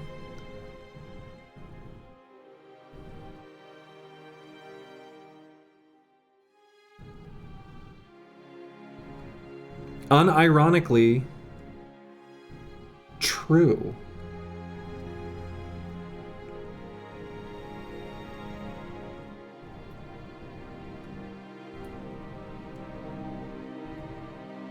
DoorDash drivers into memes. He sent you a meme of Gandalf with "You shall not starve. I'm on my way." That's very cool. I think that's interesting, right? Okay, so if he's going into battle like this, and we give him a second wind potion, between second wind and iron lungs,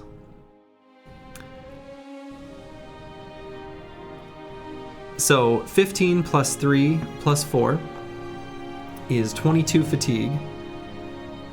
We're not even building up any fatigue with the spear wall, just 1 per turn. So we're building up 1 fatigue per turn with our spear wall. And we can footwork to move out of range if he gets in range. Oh my god.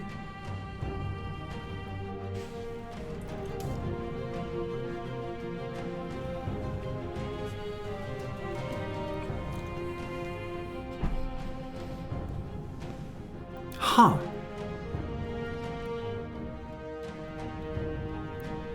This is very kind of uniquely enabled by the fact that he's got Iron Lungs and the second wind potion together.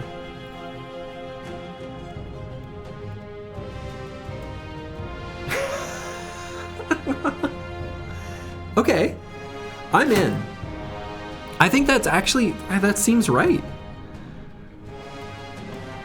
Unironically, footwork. Sin's your fucking genius. God damn.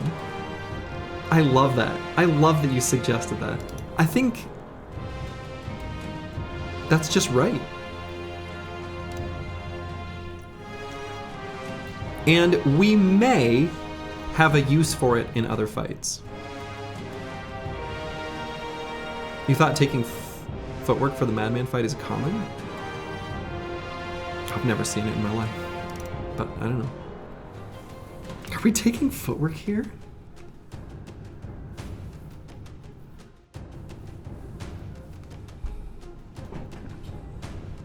This is awesome. Costs 20 fatigue?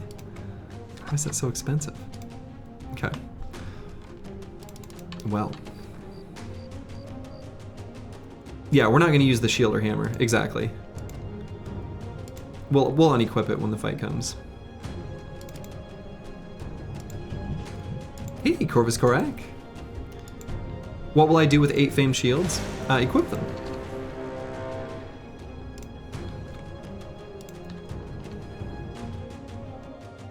Decorate your boat. Oh man, the long ship with shields along the side.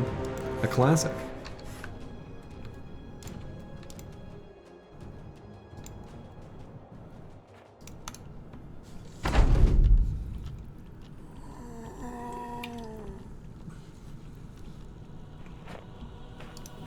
One of your friends that plays Battle Brothers is obsessed with footwork on Spear Bros, so maybe it's not common. I don't think it's common.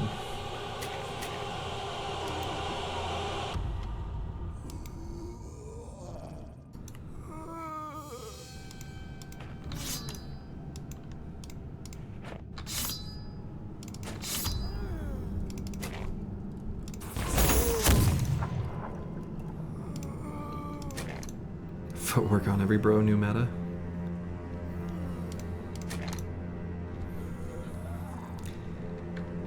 Bad. No.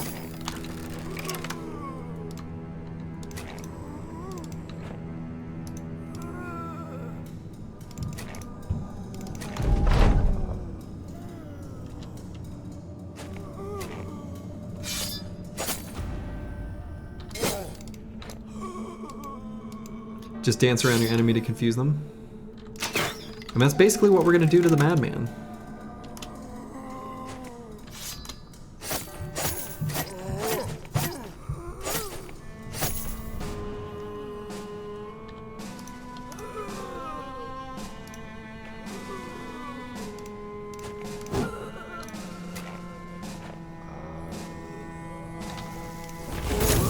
Okay, so we got the old champion down there, or not champion, fallen hero, rather, there on the bottom.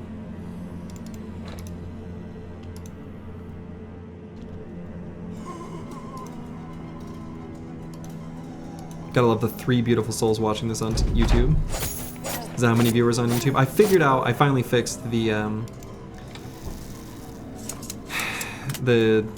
stupid video actually going live but not being public nonsense that I didn't even realize was happening. Supposedly YouTube put that change out because people were accidentally going live, so they changed the default to be like unlisted.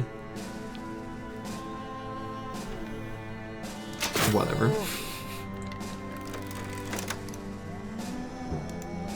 Yes, hello YouTube.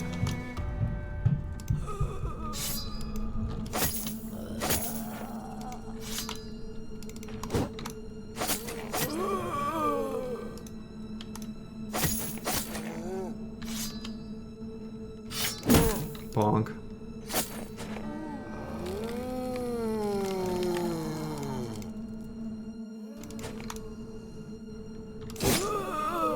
Stab.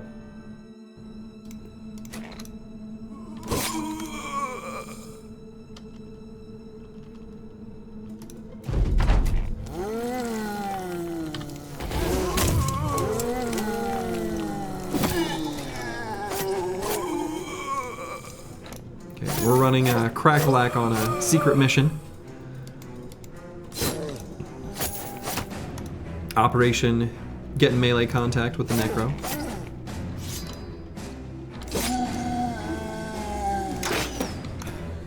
Off we go.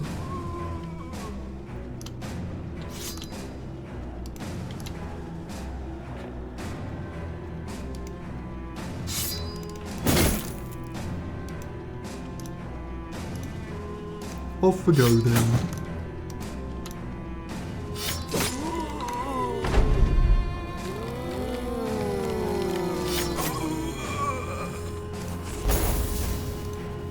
Watch Thursday on Twitch and YouTube for double support. No need. You can just watch in one place. That's all right. Oh, right. No Pathfinder. Whoops. Well, we'll be able to get there next turn by doing a shield push and walk.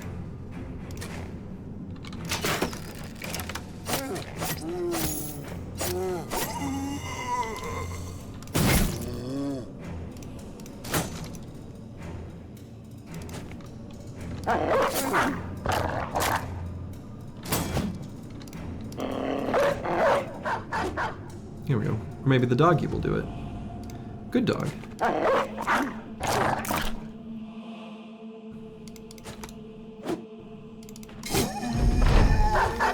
Dog doing it works for me. Even better, really. That way I don't have to do any of that running through zone of control nonsense.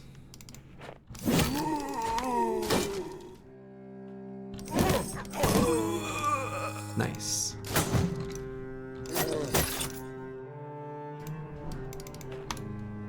Kind of nice that Cracklock has like decent-ish melee skill for having not invested in it at all. Where there's certain situations where it's kind of nice to just use a weapon like the three-headed flail with his gobs of fatigue and just aim for the head and do damage that way. You know, he's no 40 melee skill peddler.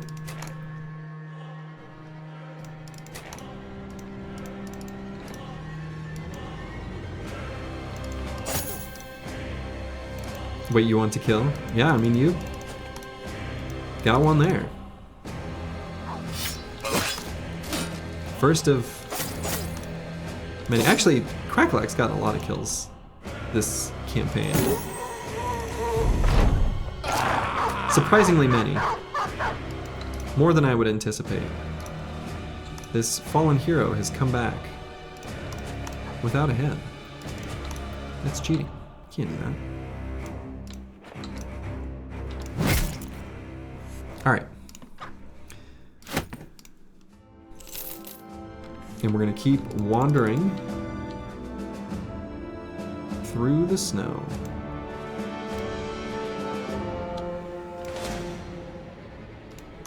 And we're going to keep our fate density up. Please add you to the very end of the list. I can do this, Mortimer Drock, though if you want to claim a bro for next run, I think now would be the time when I would more reasonably start doing that. Up to you, whichever one you'd rather do. How much longer are you going? Debated watching from the hot tub. Oh my. I will probably go for another, I don't know, probably another hour. Something like that. Yeah, potential sacrifice soon. Any day now. Any day now, we could please Davkul. If you get a good plus stat in melee next level, can you get it? I don't think we're gonna level it. It's more of an opportunistic thing. I think, you know, even though it's like a nice to have, for the big important fights, that and all the other defensive stats are gonna matter more, basically. Hey, good night, Blackfire.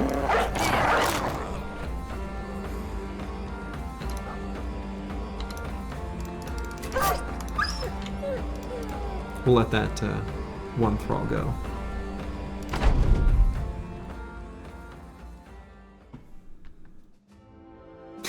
I didn't expect you to come up with V2s this week.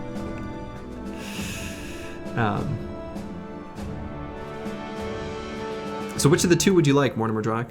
This run or next run? And Thomas the Train, I can add you for next.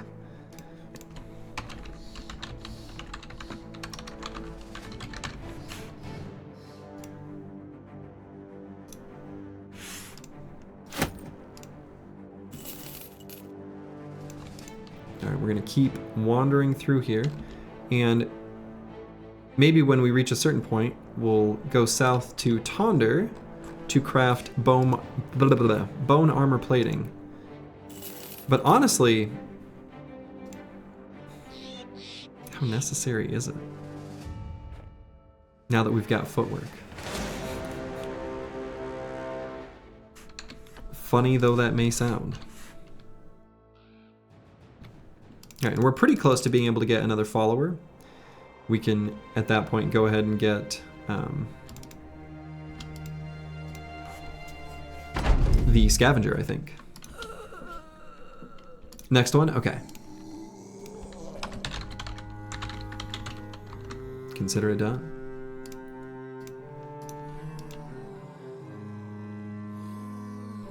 Need to listen to at least one song from the Footloose soundtrack to really etch that footwork into the run. Does anyone actually know any more than just the one song? I feel like, I don't know.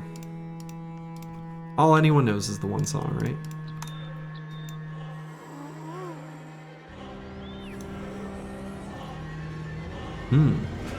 This fallen hero is possessed.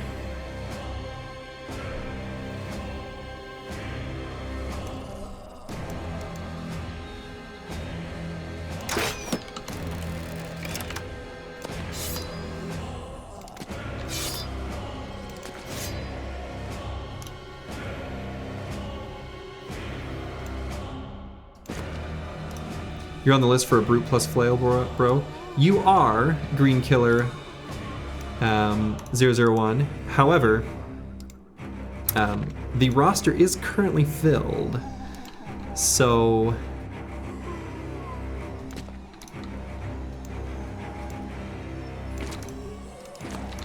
if you'd like to get on for next run, I can do that. Wow. I'd say, I think the 84% hit chance. I'm not too surprised by that. The fallen hero, you know, has a shield. It's a heater shield. He was possessed. Yeah, for the next one's better. Deal.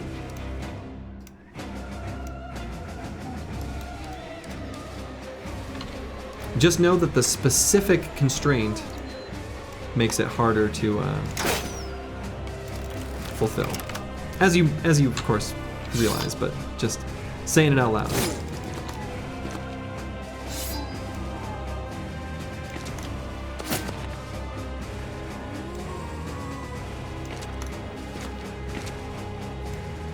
I spent enough time acting as a...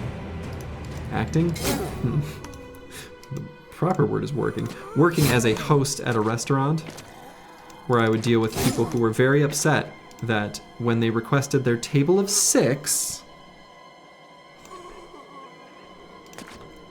that a table of 2 that came after them would get seated before them. The number of times people got upset about that, it's like, oh, we got a table of 2. You asked for 6. We don't have that available. You know. Turtleback would like a tank. Consider it done.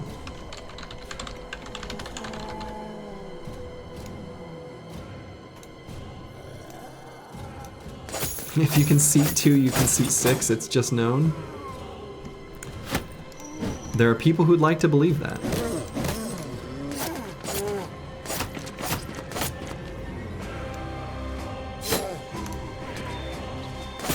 You know, the funny thing, you say that, Dark Paladin, but like that's what people would actually say, is stuff like that. They'd be like, well, can't you just free up, you know, can't you just wait for that table next to them to be free, and then, you know, put that table, you know, clearly in a passing way that all of the waitstaff are using? Like, no. I'm not gonna block, like, the pass-through. Sorry. We're gonna wait for the booth that seats 6. What's next run, Manhunters? What is next? I would have to look on the list. Whatever is next in line after Cultists. It might be Manhunters. I think it's either Manhunters or Beast Slayers. I think those two are next to each other, and I can't remember which one's above the other. You were a bartender for a while, drunk people were even worse? Oof, I believe that.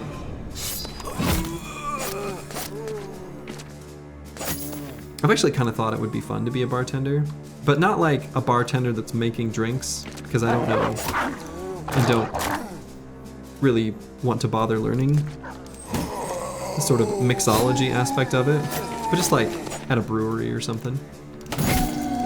Just to shoot the shit with people, I don't know. Probably isn't as good as I'm imagining it.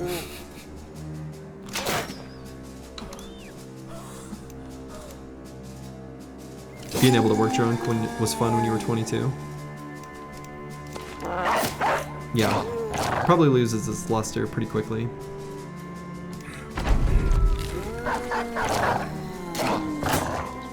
Bartend at a wedding? Nice, yeah. That's a good way of doing it.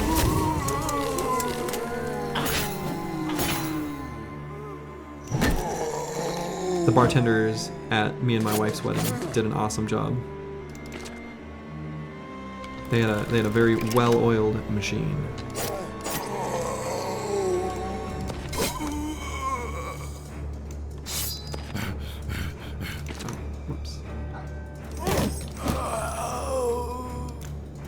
If America was more equitable, less classist, you'd love to live a few years in New Orleans and work a kitchen and learn how to cook? Yeah. That would be fun. Learn to cook like New Orleans style. You can finally master the dark roux, you know?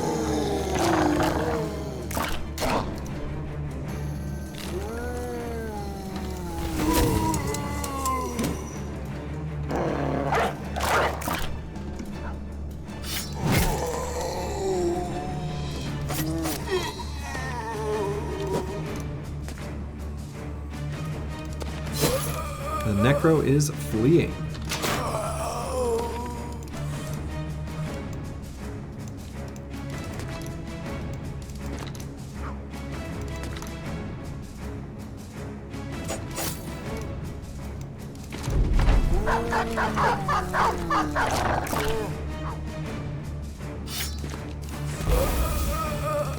Fire-lanced.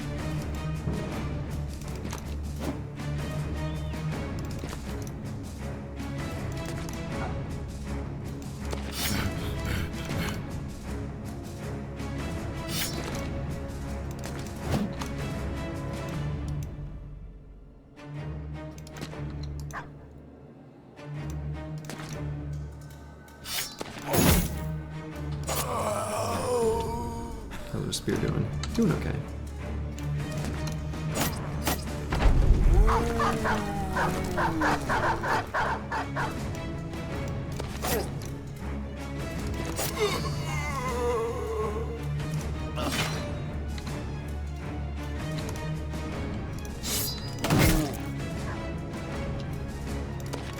Ka-chunk. All right. Another day, another Necromancer, another named shield. And this would be good if it weren't for the fact that it's redundant.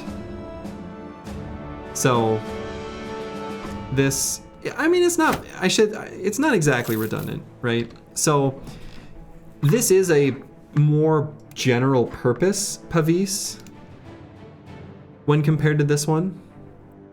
So it's still nice to have, you know, we've got multiple bros who are using shields this run. And honestly, one off melee defense and the extra durability, it's kind of like, could pretty easily just put it here on Ragged Edge 82. Have these two bros with their kite shields right in the center, you know? Hey, Caesar. Yeah, we had some, the early skeleton fight, that's nothing. There's one that comes later that's even sketchier. The new one has more melee defense than the other one? Yes. Yes, it does. Actually, I should probably do Crackalack like this.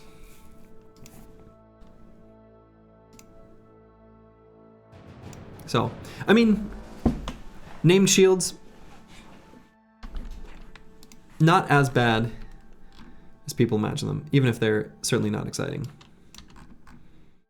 All right, let's continue. We're gonna let that undead army run away. Maybe I was close enough, I could have chased it easily, but...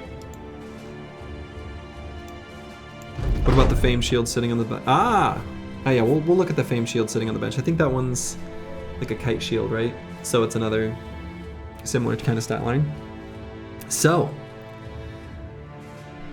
we've seen this a few times. This is one of the reasons we are accumulating cultists, is to be able to proc the cultist related events more frequently and this is a very important one to us. This kind of event before the sacrifice is good, because this will give Kill for God the opportunity to get a Cultist candle. So we will certainly show Kill for God the way of Davkul. The other nice thing then too is that the cultist that teaches them Davkul's, teachings gains a little resolve. And in this case, it's Ragged Edge 82. And that kind of frontline bro, we definitely do like seeing them gain some resolve. So yeah, Ragged Edge 82 grows only stronger. And Kill for God, who is here, yeah, has been converted. Convert me. Converted.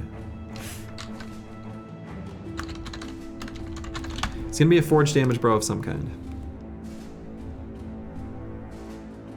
You mistook it for sacrifice? Yeah.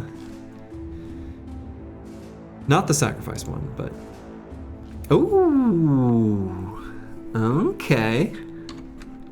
Well, well, well. Ooh.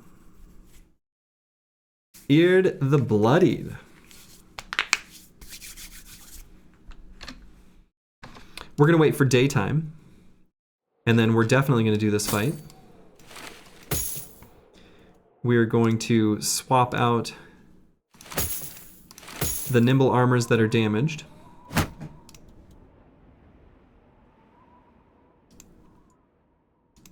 Is that famed kite shield better to have than spear bro? No, we'll probably leave these off. We've got some other shield options that I think will suit us better for now.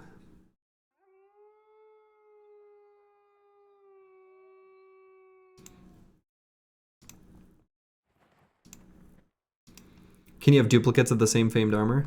Well, they're not like duplicate. You can have the same different, you can have the same base, yeah. You can have, there's no limit to that. Okay. So this is a fight we can do, and will do, in fact.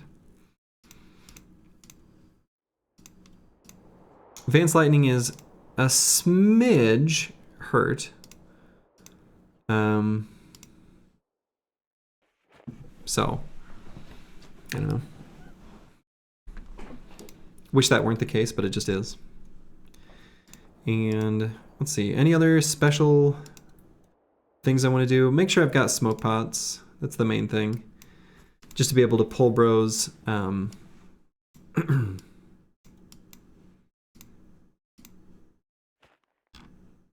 of danger, as is necessary. In theory, you could have 12 of those 140 or something helmets for -4 fatigue. I mean, yeah. Potentially.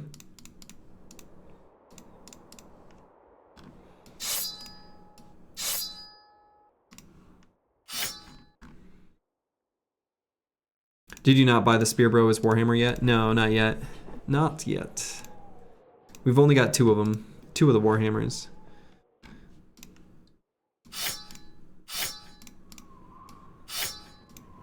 And only 2 fighting spears as well.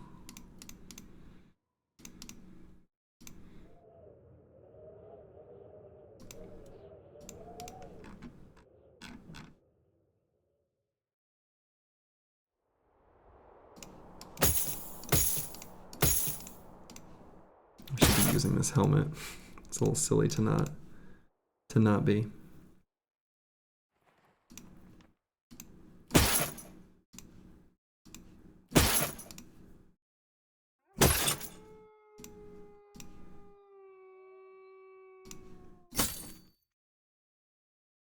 Unfortunately, we've got some sad cultists that are sitting on the bench just because we wanted to have all of our non-cultists on the battlefield for the upcoming sacrifice event. There's a few good ones, Lord Jingo in particular, even Master Maticus, that we do, want to get out there. How much do I pay in wages? Oh, like a pittance, 322.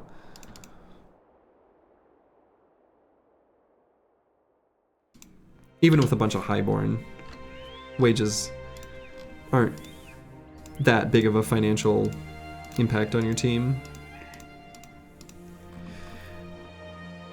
Okay, so I think as long as I've got, let's do a heavy duty net. Actually, maybe even better than the net. Might be a different consumable, like fire pot or flash pot. Honestly, maybe the flash pot. I only have just the one. I can still use it. Smoke pot and a flash pot, and then over here, smoke pot and that's fine. I found a 2-handed mace, I can show it. Yeah, it's not that good. A little bit of effectiveness against armor and then shield damage. It's whatever. I thought you were supposed to dismiss Talent Star melee defense hedges because a farmhand can tank for less wedges. God. Yeah. Sounds like something people would say. Okay, so we got a whole bunch of chosen. Here is our champion. He has a famed helmet. It's the light helmet. It's usually not that good. It can be like a Nimbleforge type level of good, but it's unlikely. So, that's an actual YouTube guide. Sadly, I believe you.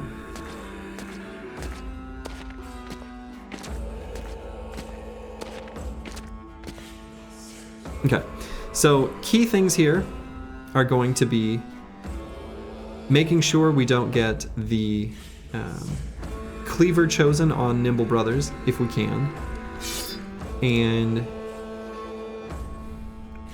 just try to make the fight be long and drawn out, basically. So we're going to give them 1 hex to make melee contact, and that's going to be right here against Crackalack. This hex right here.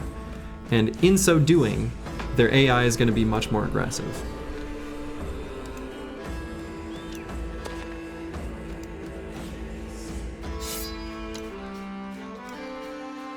So we can, I suppose we could shield wall or indom now. Let's shield wall and save the fatigued indom later. Is that the yellow footwork button? It is. Unfortunately, a lot of these chosen are pretty, like, the armor sets that they have are generally the lighter, or excuse me, the heavier ones, right? Like these lighter helmets here are much more rare. That's too bad.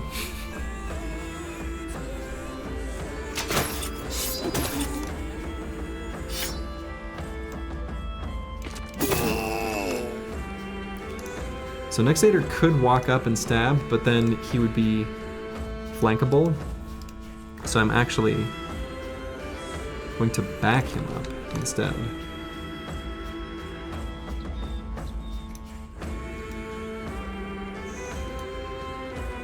Zenithot 4 could maybe walk forward. He's pretty durable in this armor set, especially against the number of cleavers they have. So we could probably move him forward. He's got this, you know, bonk here too.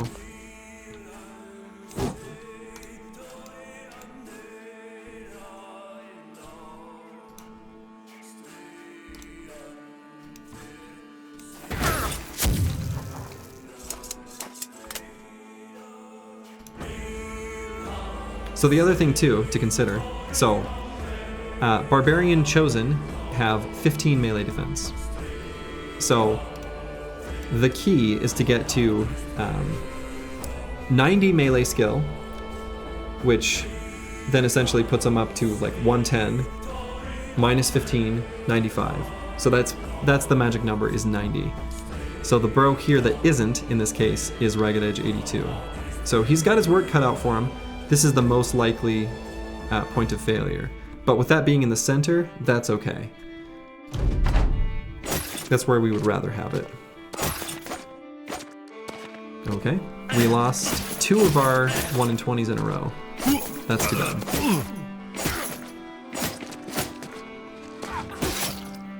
Okay. So we may need to reposition our gunner.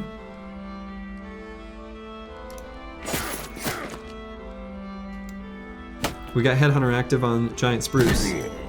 Hell yeah.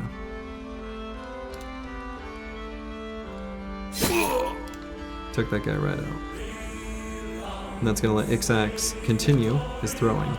So by moving here, this Chosen won't have a move next turn. We could shield push here to push this guy off. Not a terrible idea. It's going to lower the, you know, our ability to, in the future, shield wall, or excuse me, spear wall as many turns. It's tempting. We can see what happens if Ixax gets a couple throws on him. Might lower his resolve.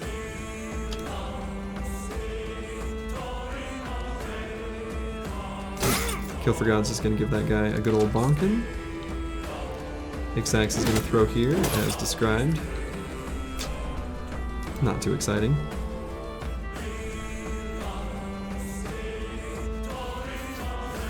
Choppy Cat, I don't know. I might hang on to his consumables.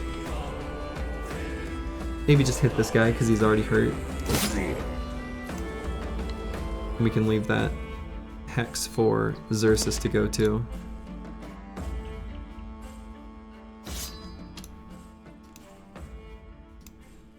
The Zoning Bro I think we'll have go down and attack this guy, but maybe after Zenithot 4 gets a turn attacking him.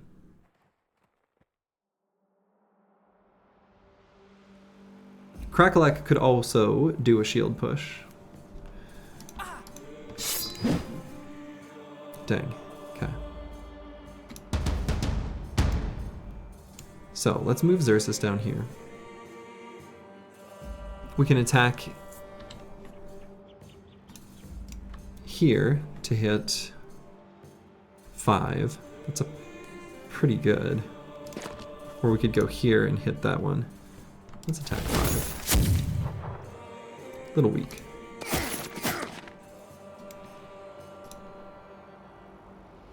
Let's go ahead and push this guy off.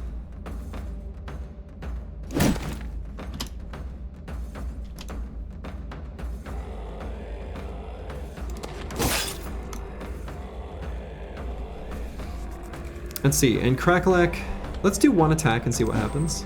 Literally nothing. Alright, and let's end on. If he gets hit in the body, I don't think it'll proc a bleed, so we want that.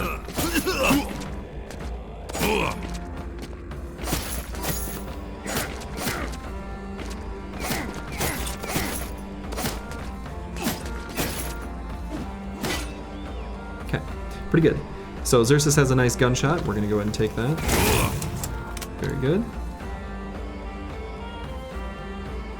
Slightly tempted. Check Spear's durability. Good call. Let's do a checkpoint on the Spear's durability. Also, I'm loving seeing those spear walls. Love it. 45 here on Schrodinger. That's getting a little bit low. Unfortunately, we don't have backup spears.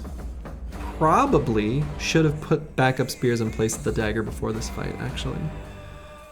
Ragged Edge 82, his is at 43, and this one's out of a lower total, so that one's definitely at risk. And then Advanced Lightning, well, his is still in real good shape. So, I don't think I'm gonna put a dog down. I think I'm just gonna attack here. Dang.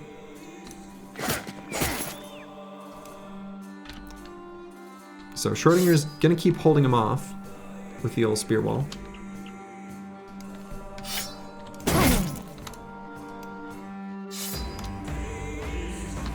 Ixax, I think, is gonna just throw here.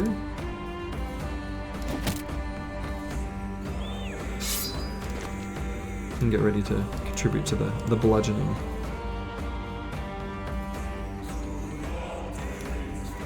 Choppy Cat, I'm gonna wait and see what happens elsewhere.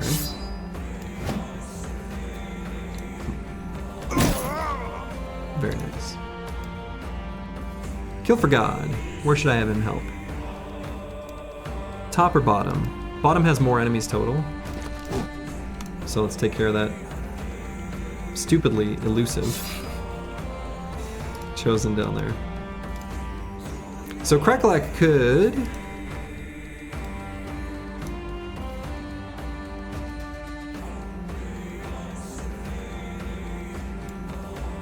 move up here.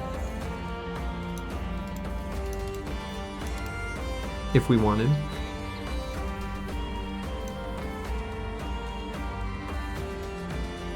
Let's Indom first, in case this guy runs up and attacks, but we might block up there.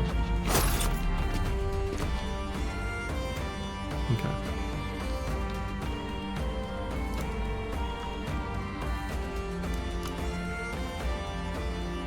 So yeah, I think... who was it that adrenaline? I know I heard adrenaline. Just that guy? Oh, okay. Whatever. Using the flashbot here might not be a bad idea. I wonder if Zenithot 4 would be fast enough. Yeah, maybe not. I was gonna say, I wonder if he'd be fast enough to be able to get an attack off before the Chosen if we flashbot. Looks like it's not.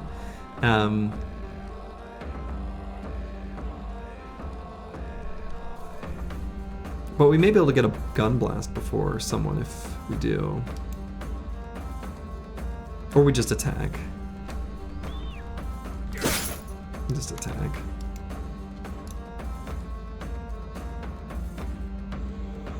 And let's save a little fatigue on Crackalack for next turn.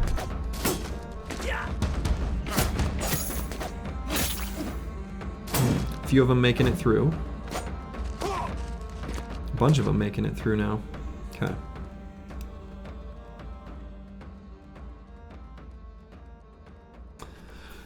So do I shoot or do I throw twice on this Chosen? Okay, shoot. Let's get 3 fearsome procs. Good, get out of here. Oof, we're gonna have to help Zenithot 4 out.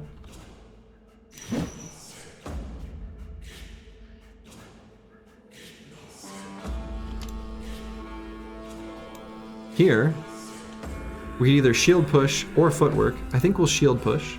Let's get this guy off. And spear wall away.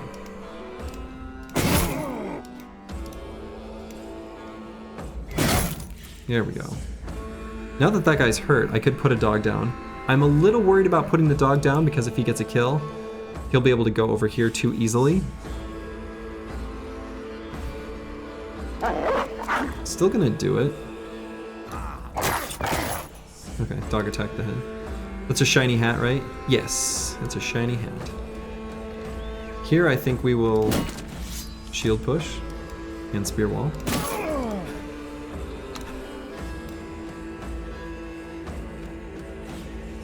So let's see what we need to do there.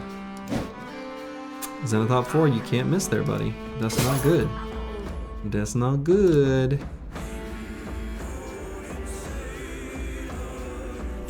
So Vance Lightning no longer has the fatigue to be able to spear wall.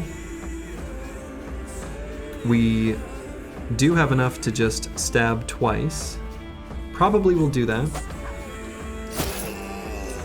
And then we'll need to be careful with Vance Lightning. We're gonna need to get the team over to help him out.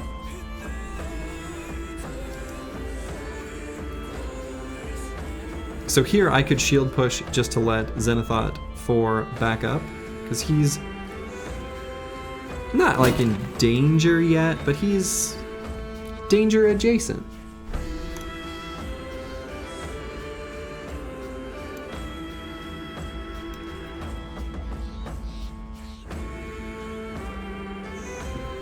And I think we'll just end turn on Crackalack.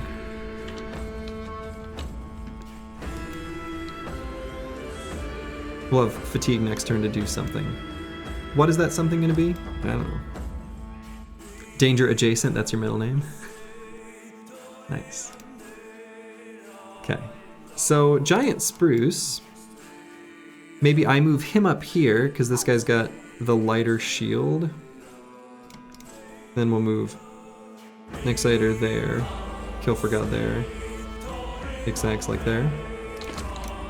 Basically to avoid letting Vance Lightning get too surrounded is the idea there. Choppy Cat still doesn't really need to use his consumable, so let's walk up here and stab. Ooh. Oh, no, I didn't want to do that because I wanted to give Zenithot 4. Well, I guess it's not that bad. I guess if he's only subject to 1 attack, he'll be okay. He does have 9 after all. It's probably okay he's still standing there. As long as he's not able to be attacked by 2 of the Barbarian Chosen, I think I'm okay with it. Okay. Xerxes, again, choice between throwing and shooting. We're always able to shoot 3. I think I'd rather do that than throw twice. Most of the time.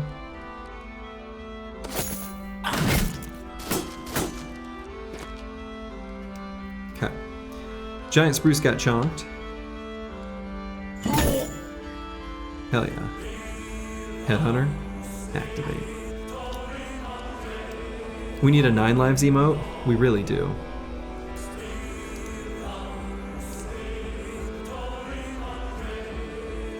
Alright, so Ixax is out of fatigue to do, like, anything. So we're just gonna chill. Exciter might be able to get a kill. Not quite. Close, though. Alright, let's make an exit route for Zenithod. 4. This Fighting Spear is getting to a somewhat dangerous durability.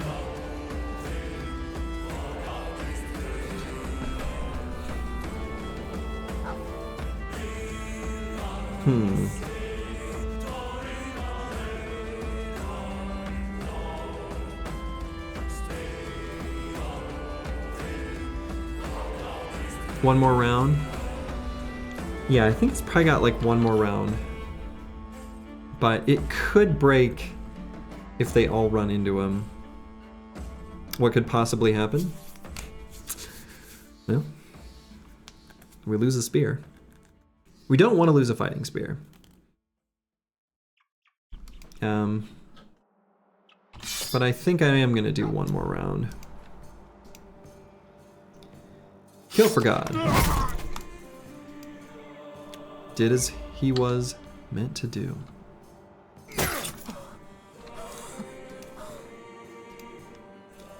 The Zoning Bro. I think we'll go ahead and get this attack on the Chosen. And let's see, we do have, yeah, we have Axe Mastery on this bro.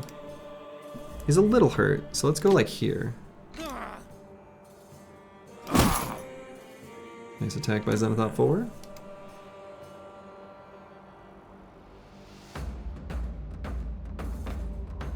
Ragged Edge 82, I think I'll just walk up and attack. Crackalack. Cracked him. Then can put him in melee contact with this Chosen. I think I like that. It's actually really good. Lock him in place. The mace is not too scary for a nimble tank. Oh, they're running away? Wait, or was he fleeing? He must have been fleeing.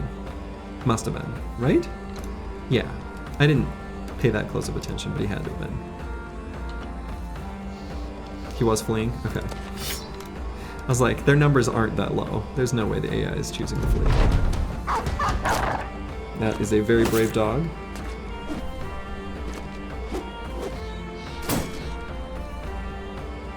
Okay. So here we're definitely going to switch to throwing. Where are we going to throw? TBD. It can't run before half... Yeah, exactly. Actually, it's 35% is the magic number. Not 33, 35. So we've got consumables we could use here against this champion. We could run Xerxes up and throw a reinforced net on him. I think I kind of like that. The champion's going to have a lot more melee defense. This will help us hit him.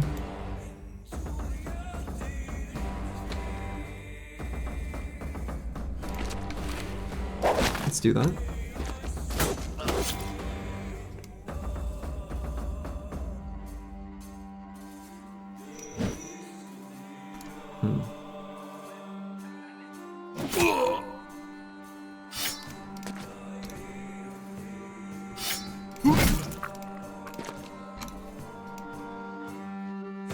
And Choppy Cat could either hit him with a flash pot or attack. I think I'll attack, but probably after Xanathop 4.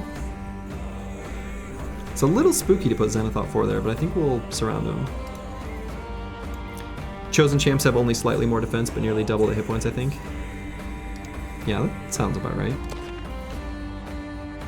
Let's get a dog down. I think that'll be safe, locked up against him. We're gonna wait on Vance Lightning to see who we want to attack. Kill for God can definitely move to a more dangerous position. Chonk that guy, perfect. I'm a little worried about putting Xanathop 4 here, but at the same time, it's just too juicy. Now Ragged Edge 82. What if I put Ragged Edge 82 here? If these two idiots end up swapping to attack, because they have the cleaver, they can only attack just the one time each. Otherwise, if this guy attacks the dog, I don't know. But Ragged Edge 82 is in good shape, so we'll attack there. The Zoning Bro, who has Axe Mastery, will split that man. Crackalack, I think we'll put a dog down. That guy regained his composure, good for him. I don't know where that guy's going. Dog AI.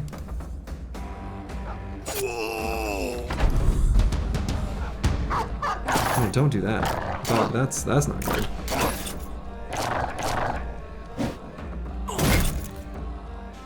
Stunned? What a meanie. Alright, that champion's fleeing. Good, and so those two are doing the idiotic song and dance that I thought they might.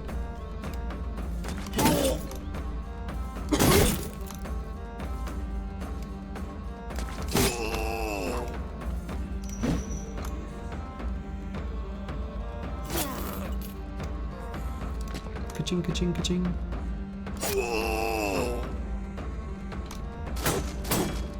Okay, and even if those had hit, we've still got 9 on board.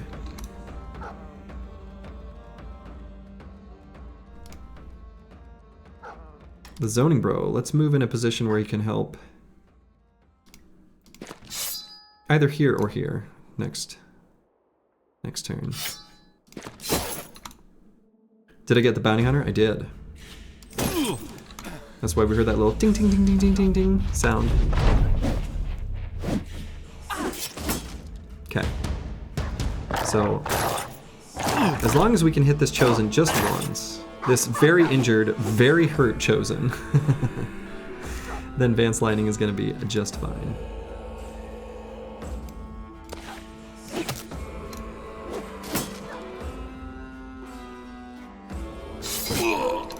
We did it. Go team. We'll move Ixax over to save that dog, but let's wait for the one that's trying to leave zone of control.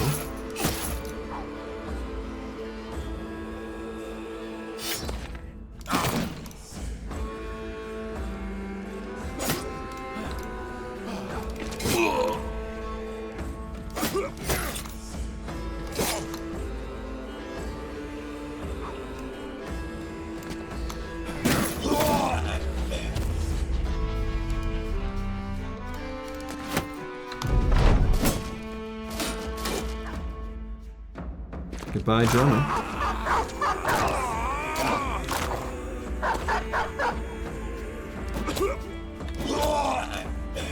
And that's that. That's the battle. Barbarian chosen. Bunch of wimps. They're not that bad.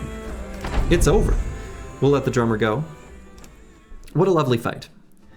And so we got a helmet. It's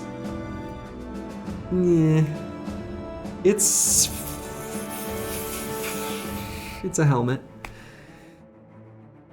The range of this helmet makes it kind of tough. It could be nimble forged, except it's not. So the forged damage bros that I'm gonna make, you know, could maybe make use of this. You think it rolled well? I don't even know what the range is on this.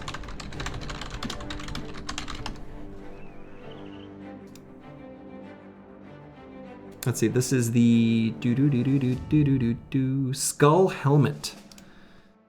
So it can roll, this is the best possible durability, and the fatigue can go from -9 to -12. So it's actually a pretty decent Skull Helmet, all things considered. It's just the Skull Helmet's a bit tough. Good Nimble Forged, yeah. And you know, we've got a couple bros that are gonna be forged damage dealers that I suppose could be Nimble Forged. I mean, it's not, I should be more excited. Like, it's pretty decent, and it definitely looks cool. But some of the bro, like Nexliter is definitely gonna be like pure fatigue neutral, but we got a couple questionable forged damage bros that I'm gonna make. I think it could be a nice option for them.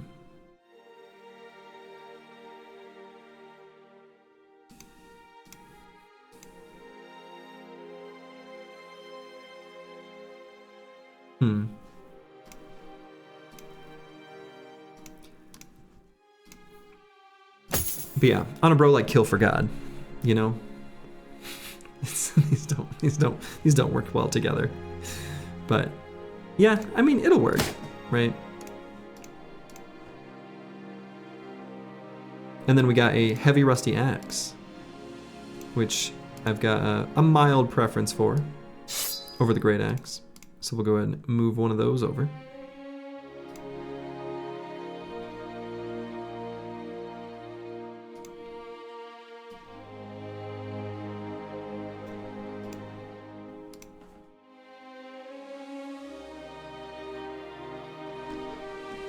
So let's put a net back here. Maybe leave smoke and fire, or smoke and flash there. You sense a lack of cultists and candles. A little light. So Vance Lightning did get a couple injuries here. He's still euphoric. Good. Suffering an injury does hurt their mood. Now let's get Lord Jingo back out on the battlefield. Definitely going to want him participating and leveling up.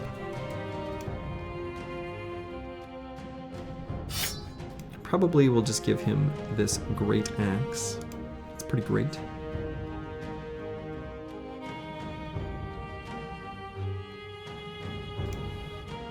Alright, so Crackalack. As previously discussed, I think the final perks that we're going to give Crackalack are going to be Recover, Fort Mine, Lone Wolf. Probably going to take Lone Wolf last, based on how we're using him. I think Recover actually is pretty decent here. I think I will skip the +2. We're going to take the other stats here. And we'll go ahead and grab either Recover or Fort Mine. I think either one would be fine, but we'll grab Recover. Your squad just got killed on day 30 by 6 Chosen. And I made it look so easy. Do you think it would be much more challenging without the spear walls? Yes. It is much more challenging without the spear walls. Much more. I made a... So I've been doing spear walls as my like primary... Not primary, I don't know. I've done full campaigns without spears as well. But I made a Reddit thread like a year ago. Like one of my first ones on the Battle Brothers subreddit when I had far fewer hours in the game. But I was using spear walls because I was like, this seems good. And I made a Reddit thread that was like, are Barbarian Chosen an overblown threat? And overwhelmingly, every single person replied to me with, like, no, they're the hardest enemy in the game. Like, whatever. Everyone disagreed with me, but I still don't think they're that bad.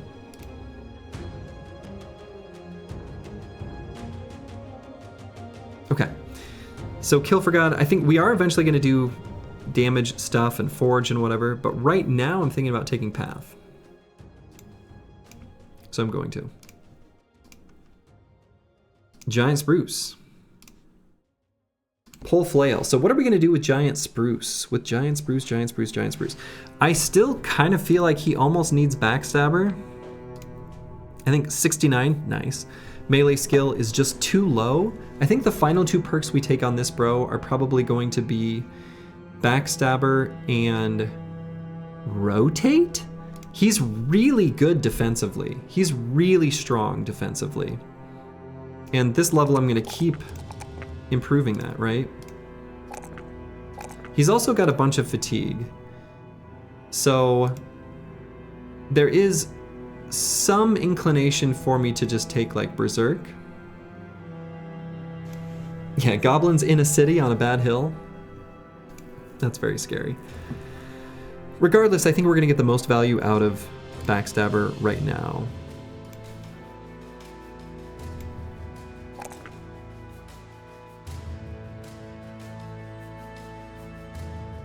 Yeah, I don't know. I'm tempted. I might still just do Berserk on this bro instead of Rotate. It'll be either Berserk or Rotation, one of the two. Okay. Let's see, do we continue looking for the Barbarian Madman? How did Schrodinger end up? Fine. Took no damage.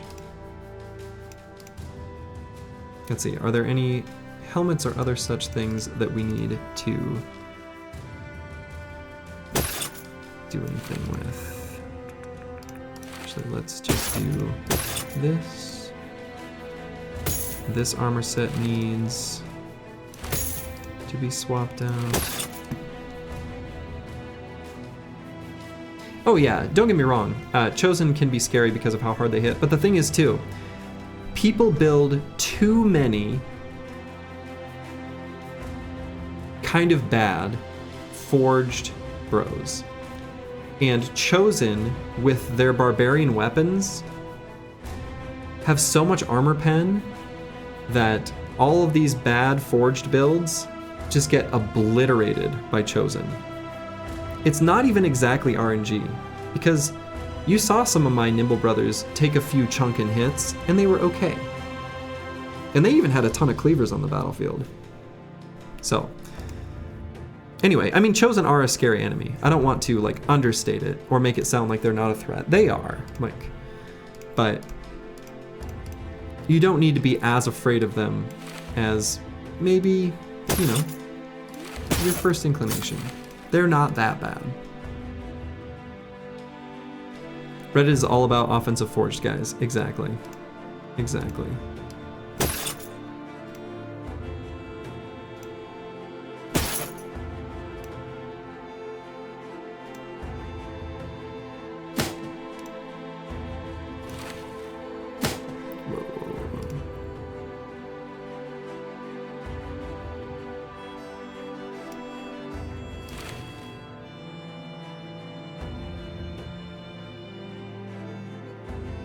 Slurgy is using Chosen to shade Reddit. Accurate.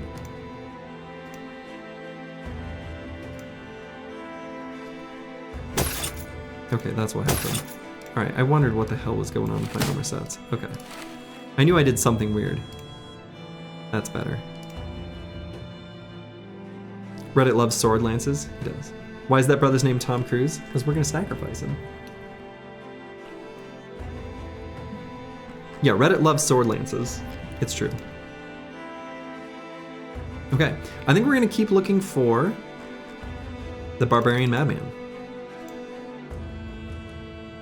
Let's see if we can find him, you know?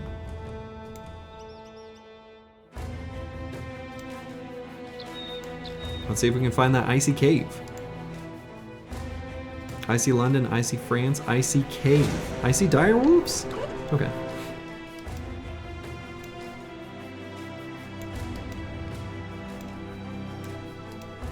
Mow that lawn, exactly.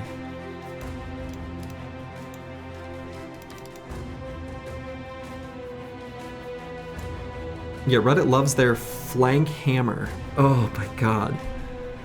I can't. Oh my goodness, what do we have here? Asberg the Everlasting, some thralls, many reavers, a few chosen, a few drummers, a barbarian beastmaster, and an armored unhold. That is a very long list. It's a very long list.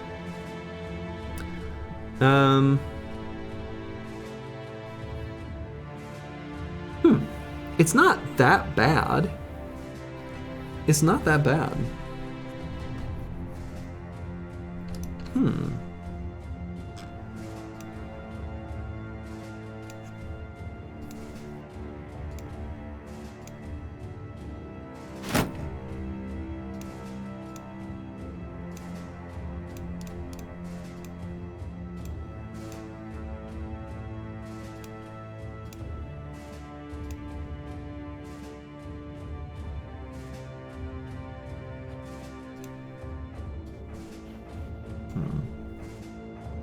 Wish we had one more heavier piece of armor for Lord Jingo.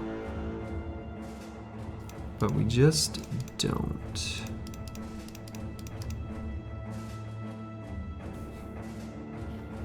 Yeah, and the direwolves. The direwolves did the old bait and switch. They sure did.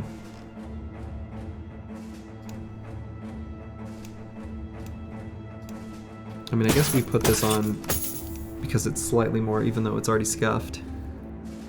Just have to be careful with Lord Jingo.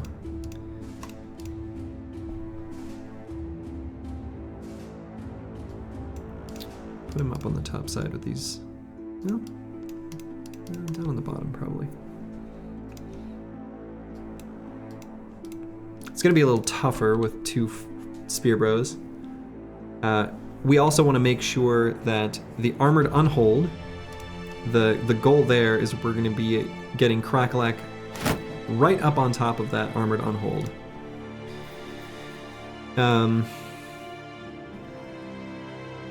What I might do is give him a cat potion, actually, just for this fight. Let's see, can I fight the direwolves first? Oh my goodness. Oh my goodness. Okay. I'm being attacked. Okay. So...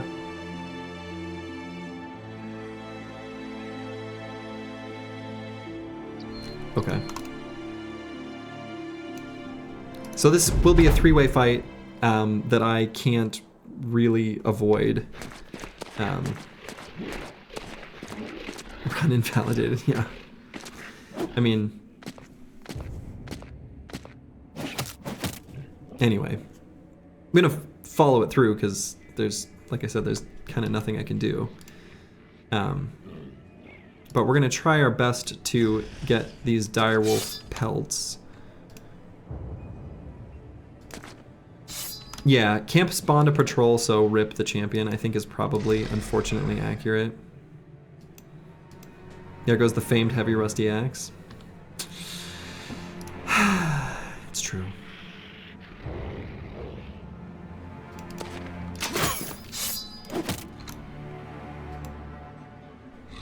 The zoning bro. Whiffed.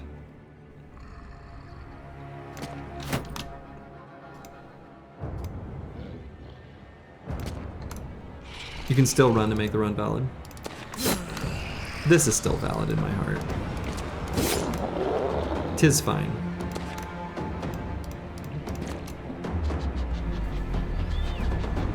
The way I phrased it was no third-party fights except road travel or normal part of quests. I guess this isn't quite those. I don't know. What I'd like.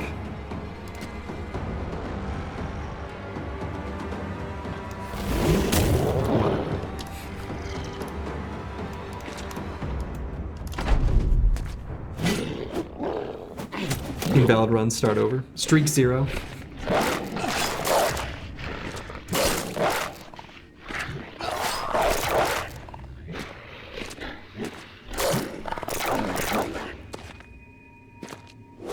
Direwolves versus Reavers.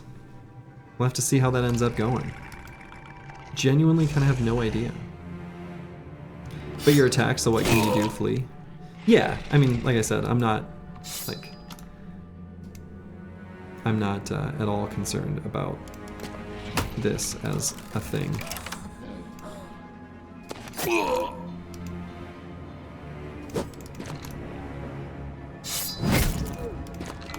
There is a certain amount of spirit of the run that kind of, I don't know, whatever. I'll get a couple attachments out of this for sure, ideally. Just throw the word intentional in there. You know, so I debated whether to add the word intentional to it when I was making it.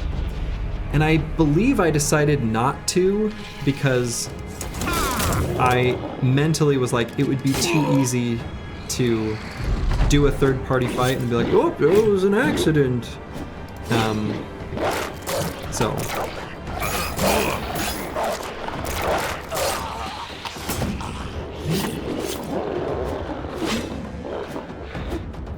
Man. It's brutal.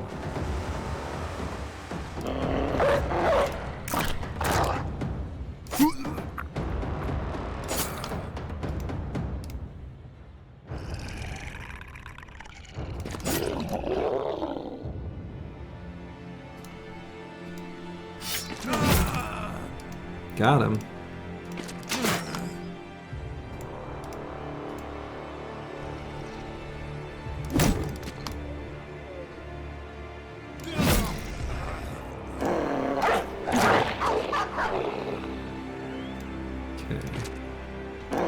I'm gonna try to get those kills on our side.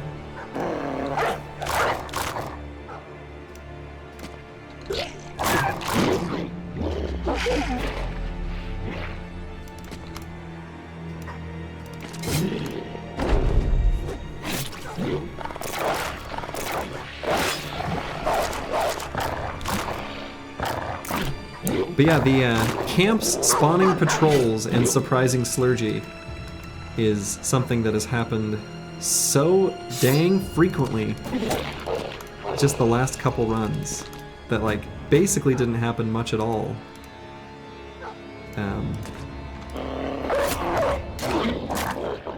And then suddenly it's happening constantly. Did I forget to click the streamer checkbox? Like, what happened?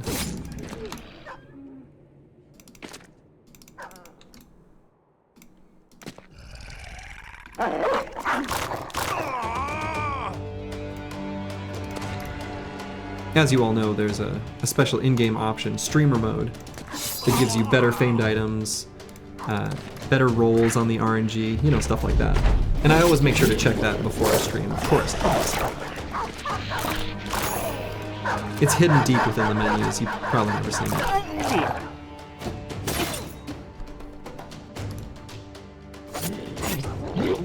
You never knew, yeah? It's there, you just have to look. And if you can't find it, you just gotta look harder. That crossbow bro seems like he needs to be replaced. No, he's fine. The only problem with him right now is we're sort of training him up, and he is wearing heavy armor when he ideally can be. He's still low level.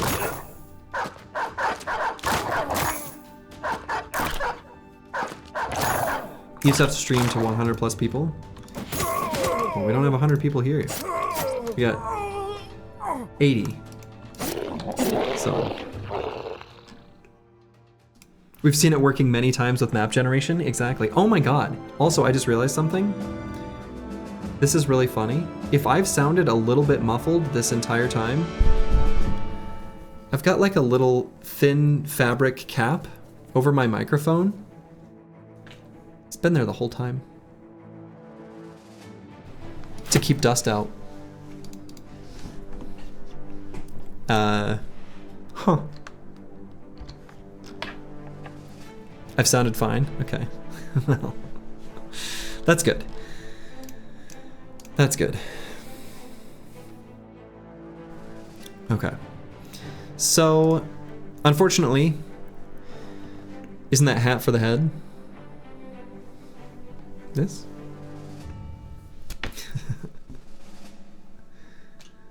You thought you were going crazy, thank you, that made a big difference? Okay. The lower head? Yeah, well, probably. Does it really sound? I don't know, that made a big difference is right next to almost no difference. Anyway. So, who was it that got hurt? Someone got scuffed a little bit in that. No one? Am I imagining this? Oh yeah, Lord Jingo. Yeah, Lord Jingo. He'll sit out. Put it back on, no one likes a naked mic. Yeah, the duality of Twitch chat. I see. I see. Inside of chat is 2 wolves. Yes, okay. Alright, I gotcha. I get it. I see what's happening here. Alright, Master Maticus is coming back out. Polearm Bro. Dodge quick hands. With Polearm Mastery.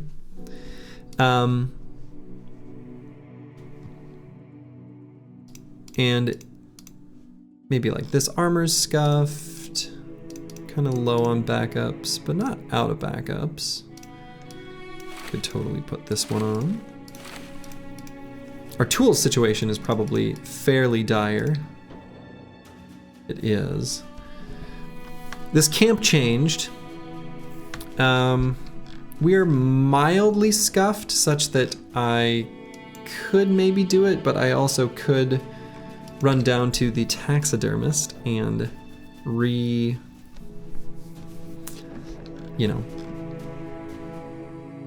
a bit.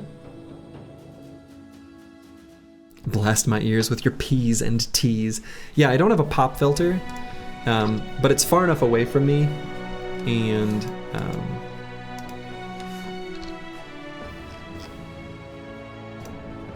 you know, I'm not facing directly at it, that I think it's okay. There's an argument for letting it respawn a champ. Yeah. Did the champion remain? No, the champion's gone. No. And the camp went from this cool long list to some Reavers, some Chosen, and a drummer. I mean, we could still bust it. I don't know, maybe we just should. Okay. The zoning bro.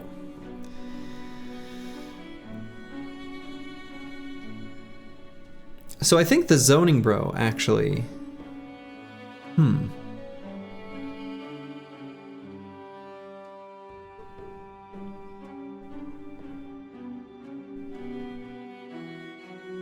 So last 2 perks on the zoning bro.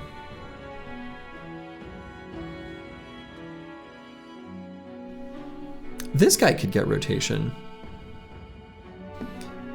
I think we're gonna leave the man splitter here. He's got pretty low amount of fatigue in total, such that I kind of like the idea of leaving him with a man splitter, not bothering with Zerk Frenzy. He's like a dodge quick hands that didn't take dodge because we've got paranoid. We do have the club-footed to deal with. Bustin' camps makes you feel good, that's right. Bustin' make me feel good. Camps. So yeah, I might just grab rotation. I think 1 bro with rotation is kind of nice. You say let the camps spin up another named? Yeah, I don't know.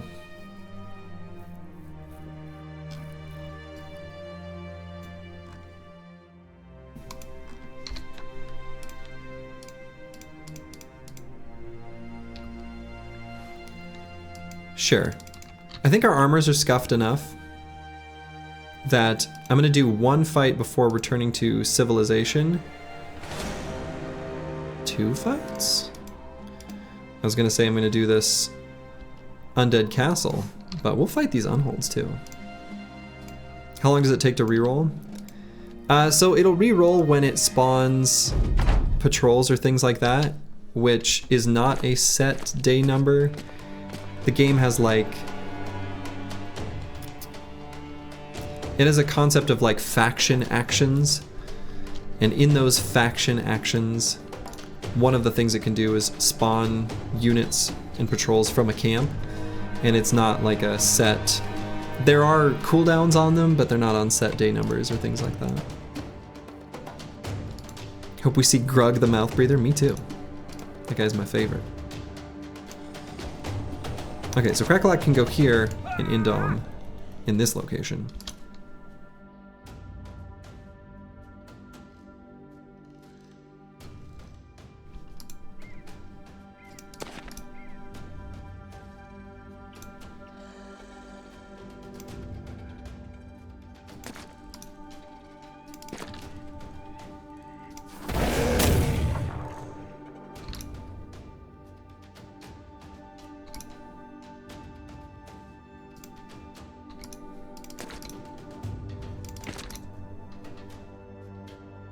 I don't like the way these bushes are.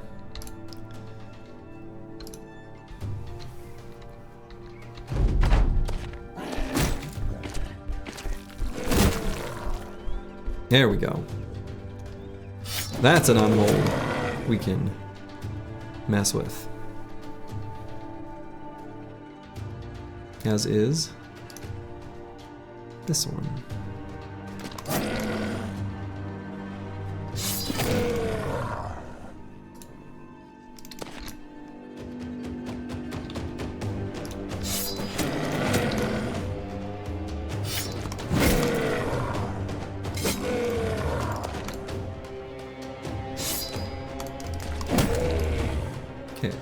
Got the status effect.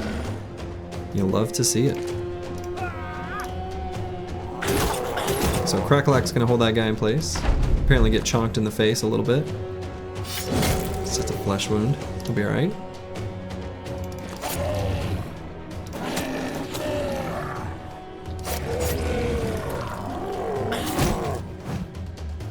Giant Spruce knocked back but won't be deterred.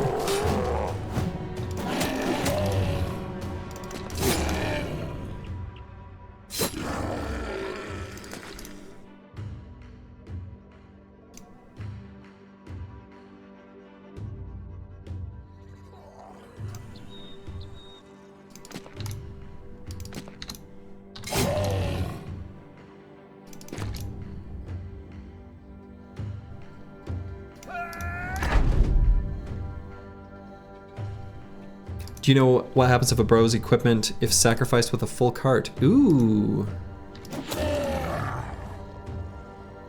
No. I don't know what happens. Is the cultist hat that protective that it can be worn instead of a metal helm? Well, not well, but it is a almost acceptable, but still worse. It's still not that good, but it's an almost acceptable nimble armor piece. We're only wearing it because it's like a replacement that we were hanging on to for an extra nimble set.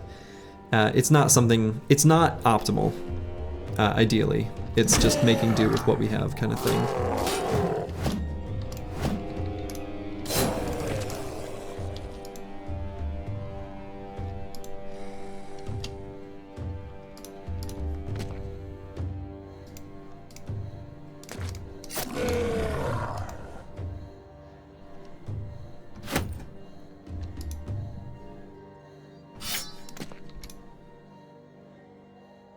A drunkard swinging a berserk chain like a madman is peak Battle Brothers? Yes. True.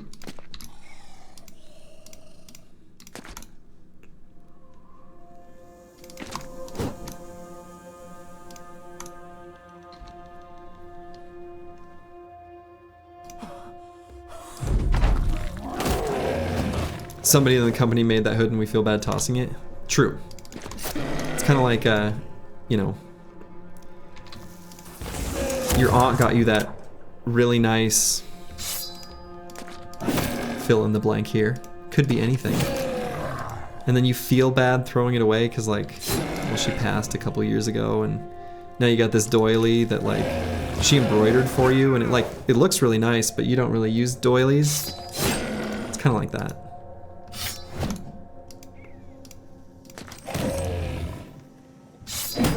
Also, I think I gave away my Minnesota-ness like 3 times. Spot each one.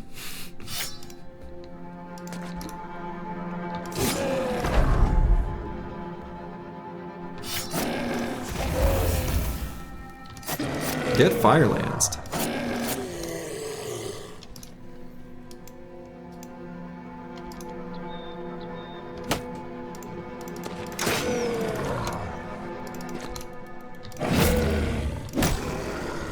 All right, Unhold's down.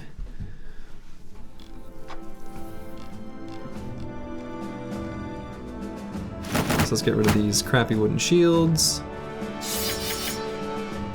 Spears and clubs, sure.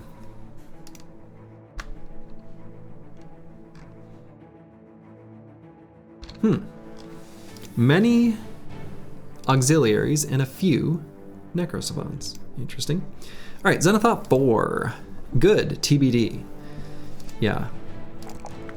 Dang it. They keep rolling these +1s in melee skill. He's gonna be some sort of, he's gonna be an abomination. I already hate what I'm making. We'll grab Path. We're doing 2 of these, which is insane, between Kill for God and Zenithop 4. I'm gonna start taking the +1s in melee skill at this point though. Yeah, whatever. Nexeter.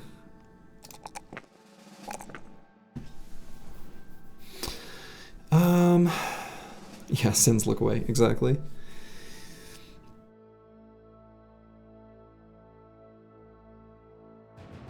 I think I'll just grab the 1 melee skill here. Yeah.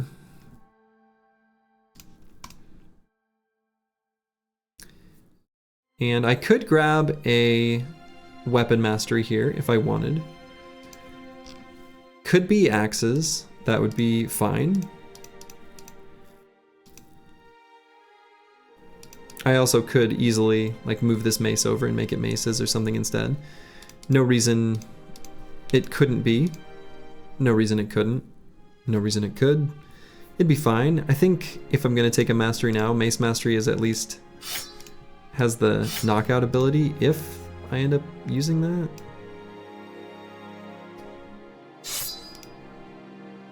So, sure. Why not? 23 fatigue is kind of low. I mean, 23 fatigue sounds to me like 8 more than we need.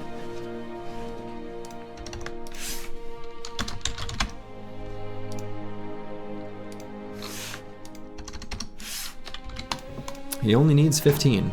I like to have like a tiny bit more, just for moving up and down a tile of elevation in bad terrain and still being able to attack. But yeah, 23. Like I said, yeah, 8 more than we need. Okay.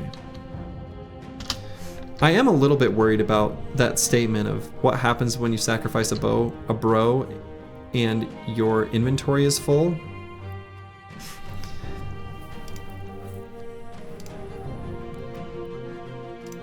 I'm gonna uncheck auto loot.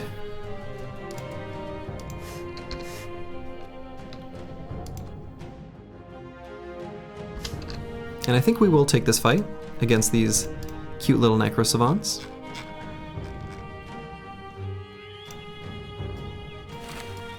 Let's move some nets into the inventory. Have a couple bros. Well, maybe just 1? Yeah, I think that's fine. That's good enough.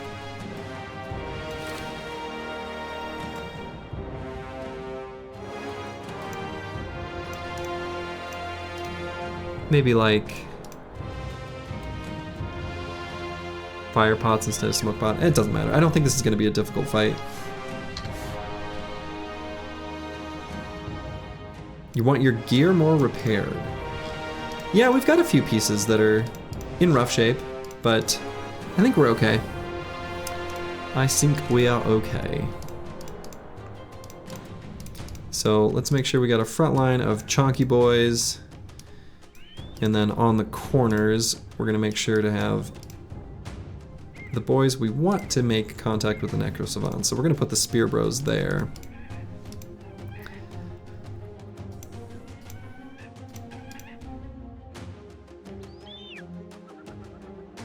Ideally, we have Vance Lightning back fighting, because we don't want him to fall in mood.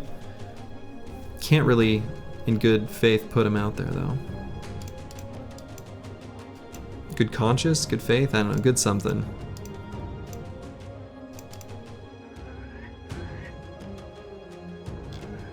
Someone had gear in the red? Not on the battlefield, no. Just the zoning bro here, who's got the worst of them. Who... we don't. I mean, I guess this is a... not even that much better. We'd rather have the head armor. Oh, I guess we have this armor. Ugh. Let's do...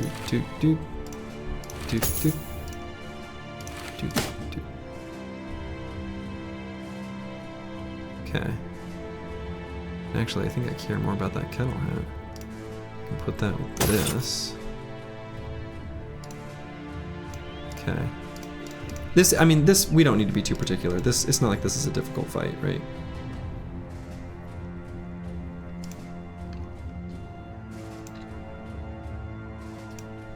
Yeah, that's alright. There's not that many enemies here. We've managed to get pretty good, like, pretty efficient team progress, so a lot of the camps on the map still haven't, like, pumped up their numbers all that much. Alright, so let's back down and to the left. Everybody move down and to the left.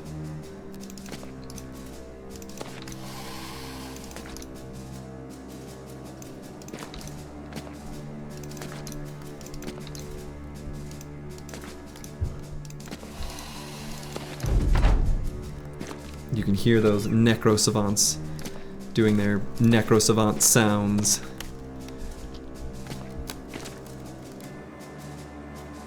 Okay. I think this is too juicy not to. Can confirm, was juiced. Reminder that overconfidence is a slow and insidious killer. True. Always good to keep in mind. Though, in all honesty, this fight I am not worried about.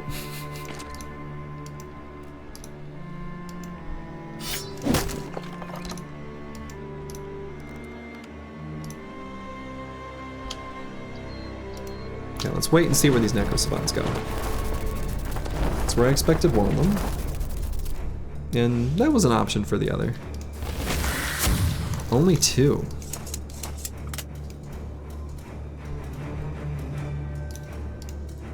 I guess I'll put Schrodinger here. Leave this spot for Zenithot 4.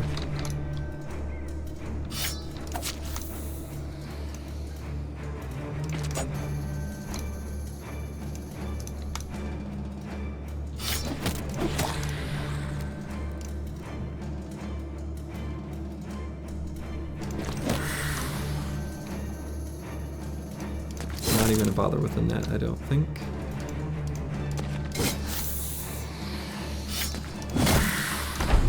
There's the 9 lives proc.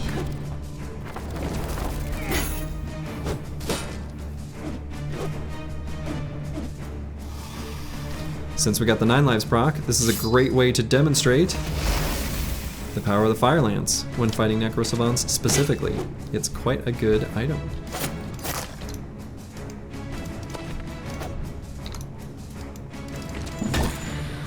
Bonked him, stunned him, made him feel silly.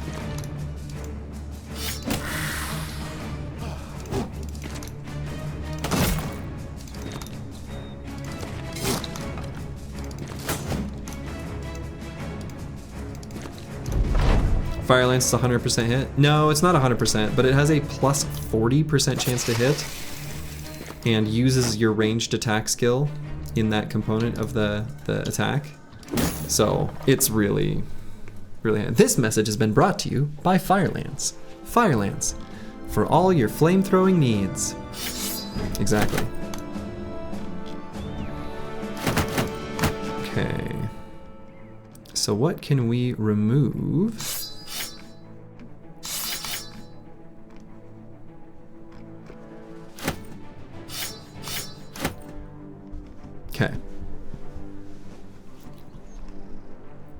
Wish we could spear wall with the fire lance. It'd be a little OP. So let's see. No auto loot. Okay, cool. Neat.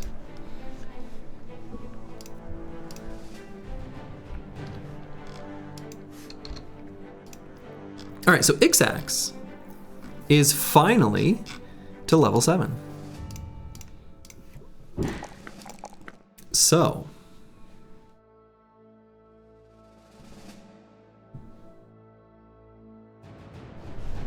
let's see. What do we grab here?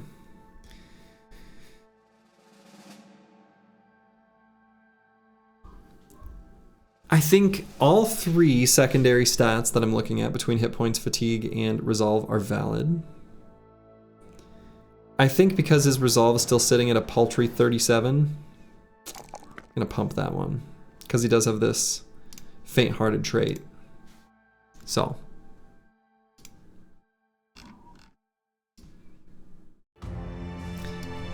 We're gonna swap out his armor.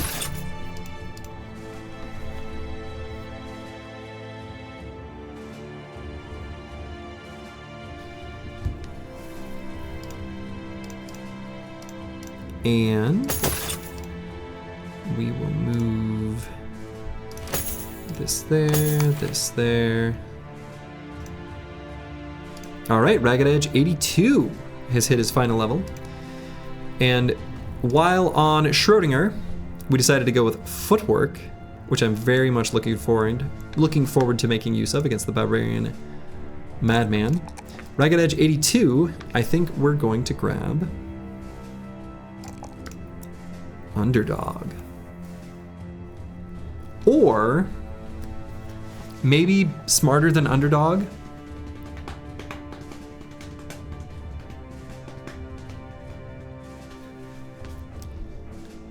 He's a bleeder. I don't hate just resilient.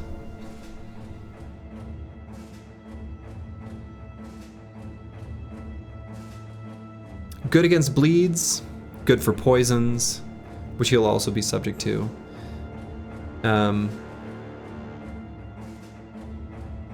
I do kind of plan on doing the Witch Hut, and we can send one bro forward to be converted, and if we wait, as long as he's got good initiative, which we can just use a cat potion for.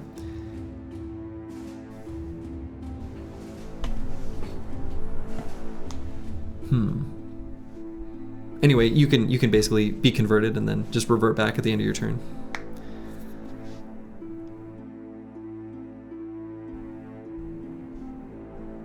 I don't hate it. Bleeder is kind of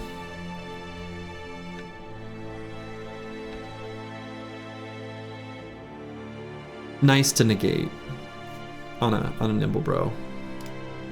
Let's do it. I like it. I think it's good.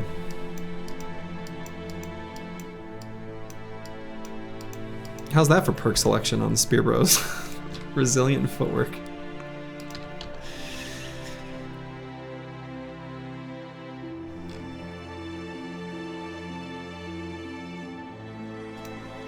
Come on, sacrifice. Let's get a sacrifice. Old gods. No sacrifice. Resilient first time in series, I believe. No, it apparently isn't. I don't remember the bro I took it on, but the only untaken perks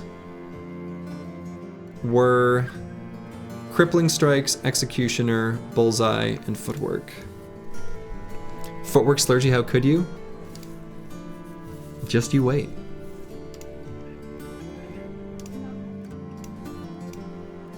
Okay, so we're definitely gonna make the bone plating. We're definitely gonna make a Direwolf Pelt Mantle. And we're definitely gonna make these heavy War Dog armors. Easy peasy. Yeah, I took Crippling Strikes actually, I think it was this run. And I should say, these 4 perks have never made it to Monolith, actually. Footwork, Crippling Strikes, Executioner, and Bullseye. Though, did that change in the Anonymous run? It might have. I don't remember for sure. Okay, so we've got these attachments now. So, bone plating. We don't have a good forged armor that we want to keep for foreversies, for keepsies. I kind of feel like I might just put bone plating on one of these -8 fatigue armor pieces. Like this one, for example. And we can move that over to a bro like Schrodinger. We're still at 40% nimble, but we can just absorb one hit to the body, and I think that'll be really nice. So we'll just go ahead and do that.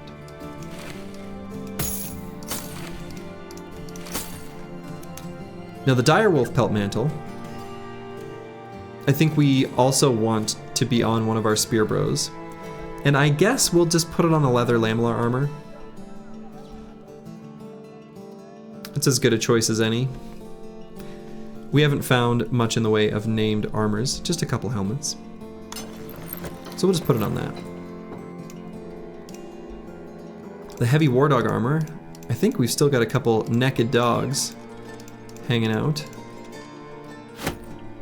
Like Lasher. That might be the only one.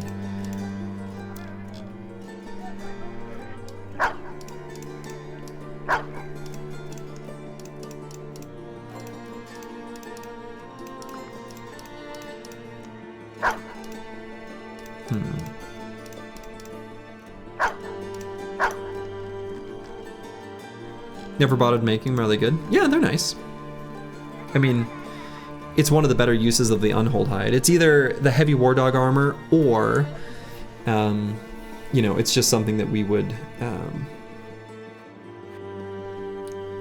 save for the Lindworm's scale cloak. So, seems like in this game you can never have enough tools on hand. Yeah. So I think we are going to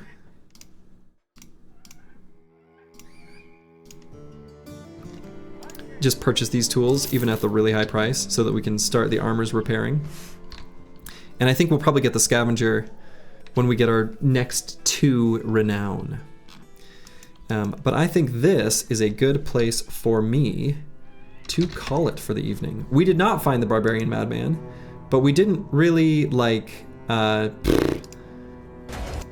try that hard or make it that far, so I don't know. We'll resume the search. You know, we're gonna get to a place where we can sell stuff. We're either gonna go to like maybe even just Husnerborg, offload a bunch of our gear, and then make a northern sweep. We'll see. So I think that'll be where I'm gonna call it. So I'm gonna send you guys over to someone who I'm gonna be kind of watching in the background myself. Dolphin Chemist, one of my favorite streamers. I don't know. He's playing Stone Shard, which is like Battle Brothers, but you're just one guy. At least conceptually. It's not, it's like more like an ARPG than a strategy game, but still very fun. So, to all of you, wherever you are in the world, make it a good one. Ta-ta.